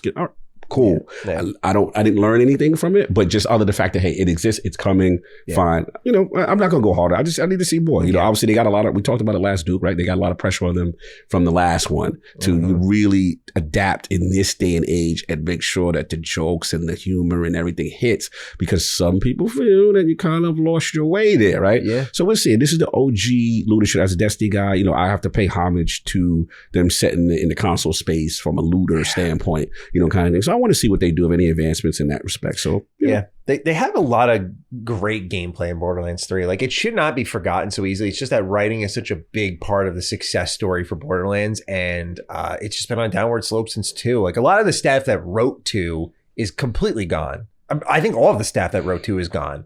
All of them are like new and on board from like after that game. And honestly, outside of Tiny Tina's Assault on Dragon Keep, like that's the only DLC I really loved from that game. So like it hasn't really been much W's. There was Tales from the Borderlands as well, which people loved. That was my joint. That was Telltale, if I remember correctly. Yeah, Telltale. So, I love that game. Yeah, but like that wasn't, I don't know how involved Gearbox was in that. Good point. But you know, to not take away too much from them, we could use that as a touchstone. But like, I really think since the pre-sequel, it's just not been as good, because I've gone on so much on Summon Sign and Duke of just, I don't think they know what people like about their games. And I'm also realizing I think Borderlands are just made for teenagers. Like, I feel like this has not been a series that's outside of 1 and 2 that have given me like return on investment of like, when I come back, I understand a joke a little bit more. Like, you know, from that point onwards, they're like, let's just write like crude jokes. And you hear me talk on this podcast. Like, I love a good crude joke, of course. But that, you know, like a lot of the dark humor is gone. Like a lot of things that made the series special is gone. Yeah. So I'm definitely going in with like, I'm not expecting to think this is like fantastically written. Right. I hope I'm wrong about that. But again, when I heard like, oh, a totally different team wrote the 3 DLC and it was great, I'm like, that means that same team who wrote 3 is now on 4. And so like, you know, I think what's going to happen is, as I've said before, but I think it's again very relevant to state again, is a lot of the writing in 3, I think in a more 2024 era of Twitter would have gotten torn apart. And I think they dodged the bullet there big time. And so I think now with them under the microscope after the movie and that same writing team potentially, that as long, maybe they cook. I'm not going to send them out to die quite yet. But if they do not cook, this will be a disastrous launch. Yeah. 100%, even if the gameplay is good. Yeah, we'll see. We'll see what happens, man. One of the cool announcements was Sniper Elite Resistance. It's coming day one to Game Pass. Yeah, nice little game. You're a Sniper Elite guy. Yeah, I love Sniper Elite. I've been playing that since V2. Nice. Yeah, How'd you feel about it? Bro, I was excited because like one of the things they introduced in Sniper Elite 5 was this Sniper Jaeger mechanic. And bro, That's so wild funny right there. I know, yeah. Because Jaeger, I had one of the worst experiences of my life. It's funny you said that. Oh, bro. Like, Jaeger is not, I don't do Jaeger. Like, that's the drink that I've never blacked out, but like, that was the drink. Oh, and yeah. I was like, Yeah, never that'll again, do. do not serve me that black evil licorice drink ever again. No Jaeger. Yeah, bro, it's so funny because I always like say it in a funny way because they have, I think his name is Carl something in the I think, is it Banks? It might be, but in the original Sniper Elite games, and so in 5 he's like, there's a Sniper Jaeger, like that's how you always say it. So I always say it like that, but yeah, like that was such a great mechanic because what they did is it's pretty much like, you know how like Dark Souls has like invaders, so they have that, but it's in Sniper Elite and these maps are huge. So you're getting hunted down by like other players online who are trying to snipe you, and you're like counter sniping them. It's like, it is such a good idea. And Resistance has like a new protagonist. It looks like, you know, more World War II sniping, which is fine by me. And like a whole new setting. I think it's more, it looks like Italy, I think. I don't remember. But yeah, it looks like smoother in the first and third person gameplay, more stealth oriented. Coming off playing Sniper Elite 5, I think that was 2021. I want to say it was the same year Hitman came out, Hitman 3. And so there was a little bit of a transition there, and that Hitman 3 has like so many options to approach, but they were kind of knocking on the door. So I'm curious with Resistance, how they do with that, how open things are, how many options of approach. Because I feel like Resistance could find itself in the Hitman pocket just like that, if they just like give you a lot more options on how you tackle your targets. But I'm so excited, dude. Like I think Sniper Elite it's like gaming comfort food. Like it's never going to do more than you expect it to. Like it's never gonna like really knock it out of the park with like surprise mechanics and missions and story. But if you're going in like, I want to be in the World War II setting, I want to have X-ray cams when I snipe dudes in the nuts, and I want to like, and that's it. Like you're good. This game will take good care of you. So yeah, man, Sniper Elite Resistance coming next year. Game Pass day one, just like day one for the last Sniper Elite game. So yeah, very cool. Very cool to see. No doubt, no doubt. Did you have a chance to see Dying Light the Beast? I did not. I missed that because again, when I'm flying in, that's when it was. Yeah.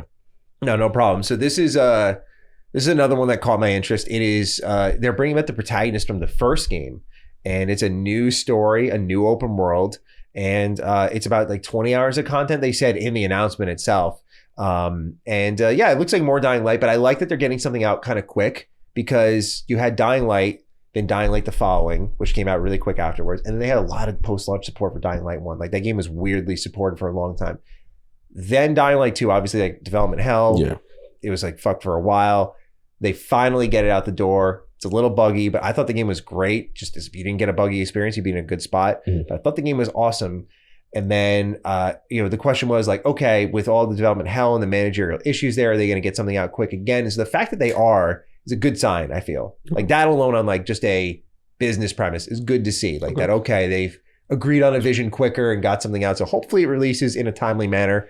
But I love Dying Light, so I'm excited for more. And bringing back Kyle Crane, kind of cool. Thought that was interesting. So yeah, shout out to Dying Light, the Beast. What else we got? It looks like you played as like a zombie too, by the way. So okay. Yes, there's that as well. But it didn't look that good. The best part looked like what you like from Dying Light. Yeah. That part. What else do we got here? Okay, you can talk about this one. Genshin Impact is coming to Xbox November 20th. Finally. It's so funny because this was apparently a game Xbox passed on in the first place. And so they could have had it so much earlier. I know. And they're like, oh yeah, we'll get to you now. So what are our thoughts on this very big MiHoYo game making its way to Xbox? Huge. And like I said, we got to give credit where credit is due. Like I said, I always give credit as far as this generation, them improving their relationships and filling the gaps of the major games that are missed. This is a huge game. Yeah. And the fact that they missed out on that. So yeah, absolutely. I'm not much to that, but the fact that they, we'll say righted the wrong, but made it right. So salute. Right on. Yeah. I just played Genshin Impact kind of recently. And I thought like for me, as someone who's not super into service games, there's a lot of potential here. I just feel like it's a little like, especially in the co-op department, this could be an amazing co-op game. It's kind of tied back by the phones, but like visually speaking, not at all. A lot of characters, a lot of different play styles. It's fun to play. it literally is, as people describe it, like anime Breath of the Wild. But Yes. some of these zones and biomes, like there's specific mechanics in them. Like it's a cool game. It's just it requires a level of commitment that I'm not willing to give it. So Yeah, that part. Yeah. I'm already married. Yeah. Next up here, though, we can talk a little bit more is Civilization 7. It got a gameplay reveal. They're doing their own gameplay showcase, I think, later this month. I think they said the 28th of August. And then this is releasing February 11th. Ooh, February's starting to get past. So, yeah, I'm sure Ara History Untold is like... Get you. Yeah, you cannot play like that's a big gap. So bro. people might play Ara and like not really worry too much about it ruining Civ for them or anything like that. So that's pretty cool to see. But... yeah, I mean, this game, I don't know, like for me, I'm on the opposite end. I'm like, I'm all in on Ara and I'm like, I don't really care about Civ. Like, you know. No, you done changed up now. Yeah. But what is Ara dude? Yeah, I'm an Ara dude for sure. Civ, come on, man. I like Civ. I didn't like the art style change from 5 to 6. Like that kind of lost me a little bit. But what about you? Are you more in on Ara or I'm more Civ? in on Civ because Civ is, that's the Firaxis, you know what I'm saying? Yeah, That's, true.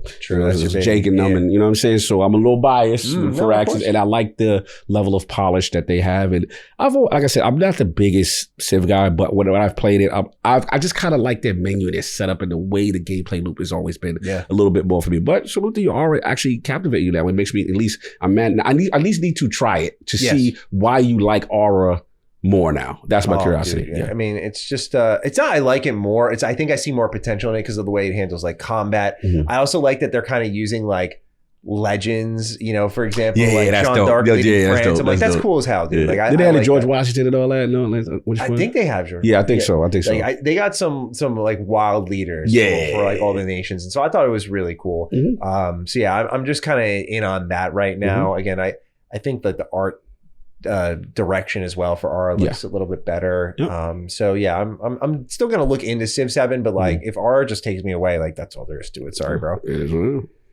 Oh, here we go. Starfield's Rev 8 update available now. You and I actually, I don't know if you had a chance to check it out yet, but you know, you got the Rogue Ally and you got Starfield on lock, so maybe you did. But we have that plus Shattered Space dropping September 30th. I gotta know. You give me the look. Did you get to try the update?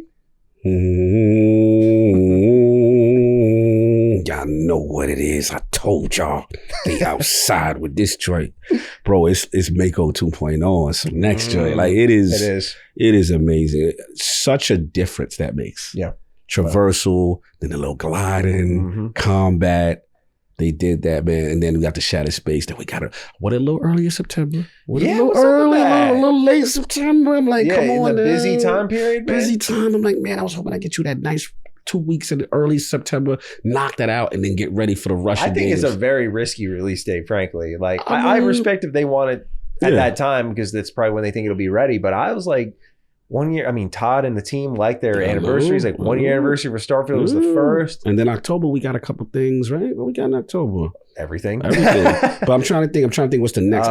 There's Call of Duty. There's Metaphor. Metaphor is what? What's Metaphor? I think that's the 11th. I want to say. Yeah, that's not cool. Sure. Yeah. Cool. There's Dragon Ball. Yeah. There's Sonic. Like there's a ton of big games across big franchises happening that month. There's a bunch I'm forgetting too. Yeah. Like there's just so many games. There's a ton in September too, but at least early September it's kind of. I know that's what I was hoping for. So that was my only disappointment. But for everything I've seen, it's fantastic. You already know why I'm at. Shattered Space, one of the most highly to me, Shattered Space is a new game release for me. With all the updates, 60 frames, Series S 60. Yeah. Oh, Series S 60. Yeah. Oh. No, can I talk my talk though? Yeah. Remember they came at me? Oh, they can't do it. There's a failure. It's hardware. What did I say? Development time.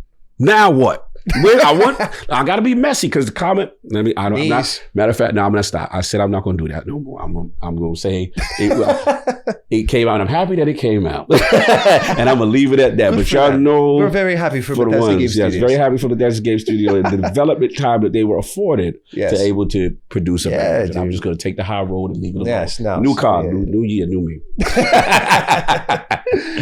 No, I think you're totally allowed to talk your talk. Yeah, I mean that's the thing is the Series S does get beat up a lot. It needs a little more time, a little more love, and then sometimes some games need a little bit more of that. So yeah, I get the frustration, but the man was right. So y'all have been warned. Do not challenge him again. But yeah, Shattered Space September 30th. Very excited for that, and we'll make the time for it regardless. But it looks great, and I'm curious how much the new vehicle interacts with the new environments there, because like that's the thing is like a lot of this with the new vehicle update is like you're going from point A to point B quicker, but like the problem with Starfield as well is like what at point B is not super interesting. So like I'm wondering if now Shattered Space you're gonna have that vehicle and like driving around to quest objectives and stuff, like how much do they build it with that in mind? I wonder. Yeah. Especially because the launch proximity is so close. But I was wrong about my release date prediction, but I was right that they were gonna drop the update that day. Yeah, so I'm looking forward to trying that when I get home. What else do we got here? Marvel Rivals. December 6th. And hey, best thing about it, all heroes free day one. Everyone's unlocked right away. So they were listening to that. I gotta say, dude, because one thing is you as the Naraka Blade Point guy said is that they sometimes get a little carried away with like, you know, maybe a little bit of that. Yeah, the money. And I get it, but it looks like they're taking the right path with this one. They've listened to that feedback and they announced Captain America and Winter Soldier as playable characters. And so yeah, dude. I mean, I have to say, I'm very excited for like I'm into Overwatch 2. That wasn't going to be in my what we're playing section, but I thought it was better to bring up here. I was like playing a lot of Overwatch 2 lately, and so I was in the mood for a hero shooter with some of my buddies, and I gotta say they've added a lot of content. Ton of content. Yeah, ton of content. Yeah, ton of content. And look, super excited. Not much to say. I'm super hyped about it. To me, that's going to be the Overwatch for me kind of thing. Absolutely. So I'm looking for that. That's December 6th. So we might have to quick hit these last ones. Yeah, definitely, because they have shut down the lights might be coming off on them. Oh, you really think? That's your podcast after dark. So we go ahead and be a professional wrap up soon. Let's see here. Well, we talked about Towerborne already. That's going to early access on Steam September 10th. This one we got to talk about Peter Molyneux. Peter Molyneux, he's returning with Masters of Albion. It's an open world God game. What are our thoughts? Look, Mama said, if you ain't got really nothing nice to say. It's not for me. It's not for me. I think Jeff was expecting a really big round of applause for Peter. And there was like just hesitation. Animation looked a little, the running didn't look good for me. And again, I don't want to be disrespectful because again, he's done a lot in the industry. It's just my concern is it reminds me of when my legend, Yu Suzuki from the main Shinro, and then we finally got it and when we saw it we like damn, it didn't really advance the way I thought it was going to be. So in fairness, I haven't played it. I need to see it, but nothing about what I saw wowed me just yet. So I'm not there. Interesting. I kind of like the idea of the game. Okay. Yeah, I now mind you, this is with me being very conservative in my take on like look like this man has kind of been caught upselling a lot, so I'm taking it for what I saw, which is like, hey, I could put bread on a sword blade. Yeah. Okay, that's fun. That's different. I like the idea though. Like there was a lot of customization, you know, like calling in magic on enemies and then being able to run around as characters. Yeah, that combat though on the ground needs to be tightened up a lot. But their 20-man team self-funded. I was like, for the scale. I can definitely respect the scale. I can respect the passion to be like, I'm going to put my own money here. Yeah. As someone who does that myself, I'm like, that's not easy. That's a huge commitment. Good point. So props to him for trying again. Hopefully, I'm glad he just I feel like he kind of let the gameplay speak for itself. It's just about delivering that. Fair enough. Last game here, Cog, and then we're out of here. Mafia, the Old Country, gameplay reveal this December. Weird way to end it, I thought, because they were just like, let's end it with an announcement of an announcement. But hey, new Mafia game, 1900 Sicily. I love Mafia, so I'm about this. They talked about it being linear, which I'm curious what you thought about that. But I mean, there was nothing to say like, oh, I thought it looked great, but I'm excited about the idea of it. Yeah, but, I like the idea. Yeah. Go back to the mother country, do what we got to do. You know what I'm saying? Going by status all day. So I'm with it, you know what I'm saying? But no, like, I think for me, just to put the elephant in the room, the Indiana Jones situation happened right before I took the air out of the room from a zeitgeist standpoint. So I kind of was in a blur watching that part because I was still thinking about what happened prior with the other announcement, which was right before. But no, I like the fact that they're in that setting. 100%. So that's it. That's opening night live. That's our thoughts on Indiana Jones. Those are our thoughts on the games we played here at Gamescom LA. And it's time to wrap things up, dude. Like this was awesome. This is a legendary moment. We don't get to do this stuff, ever. I don't know when we'll get to do it again. So I was just cherishing every minute of it. This is really cool. We've dreamt of this moment for a while. I'm so relieved our setup held up this whole time. Shout out to Teddy. Dude, Teddy, the legend, MVP. helping us out. And we got two laptops running here. My laptop was crashing the whole weekend, so I'm just glad that it held up for the big moment here. Yes. But we hope you enjoyed this in-person Duke. We had a lot of fun doing it. And so naturally, I think the hashtag needs to be in-person DD. Facts. Yeah, it's gotta be. So if you listen this deep and you enjoyed the show, use it down below or comment down below with the hashtag in-person-DD. Let us know your thoughts on the episode, your thoughts on everything going on with Xbox right now. Otherwise, you can find us on Twitter at G7Status, at Lord Cognito. And with that, we're out of here. We'll catch you next week for episode 191 of Defining Duke and Xbox Podcast. Thank you again, and have a great week. Peace out. Peace. Defining Duke, an Xbox podcast, is a product and trademark of Last Stand Media and Collins Last Stand LLC, and is recorded from the United States of America. The show is conceived by Matthew Mr. Matty Plays Schroeder and me, Colin Moriarty, and is written and produced by Matthew Schroeder. Matty's co-host is Barry Lord Cognito Eversley. Defining Duke's executive producer is Dustin Furman, and the show is edited by associate producer Ben Smith. All of Last Stand's theme music is by Ramon Narvaez. As you know, all of Last Stand Media's shows, including Defining Duke, are fan-funded on Patreon at patreon.com/laststandmedia. The following names are at the producer support level on Patreon, and we're thankful for your kindness and generosity.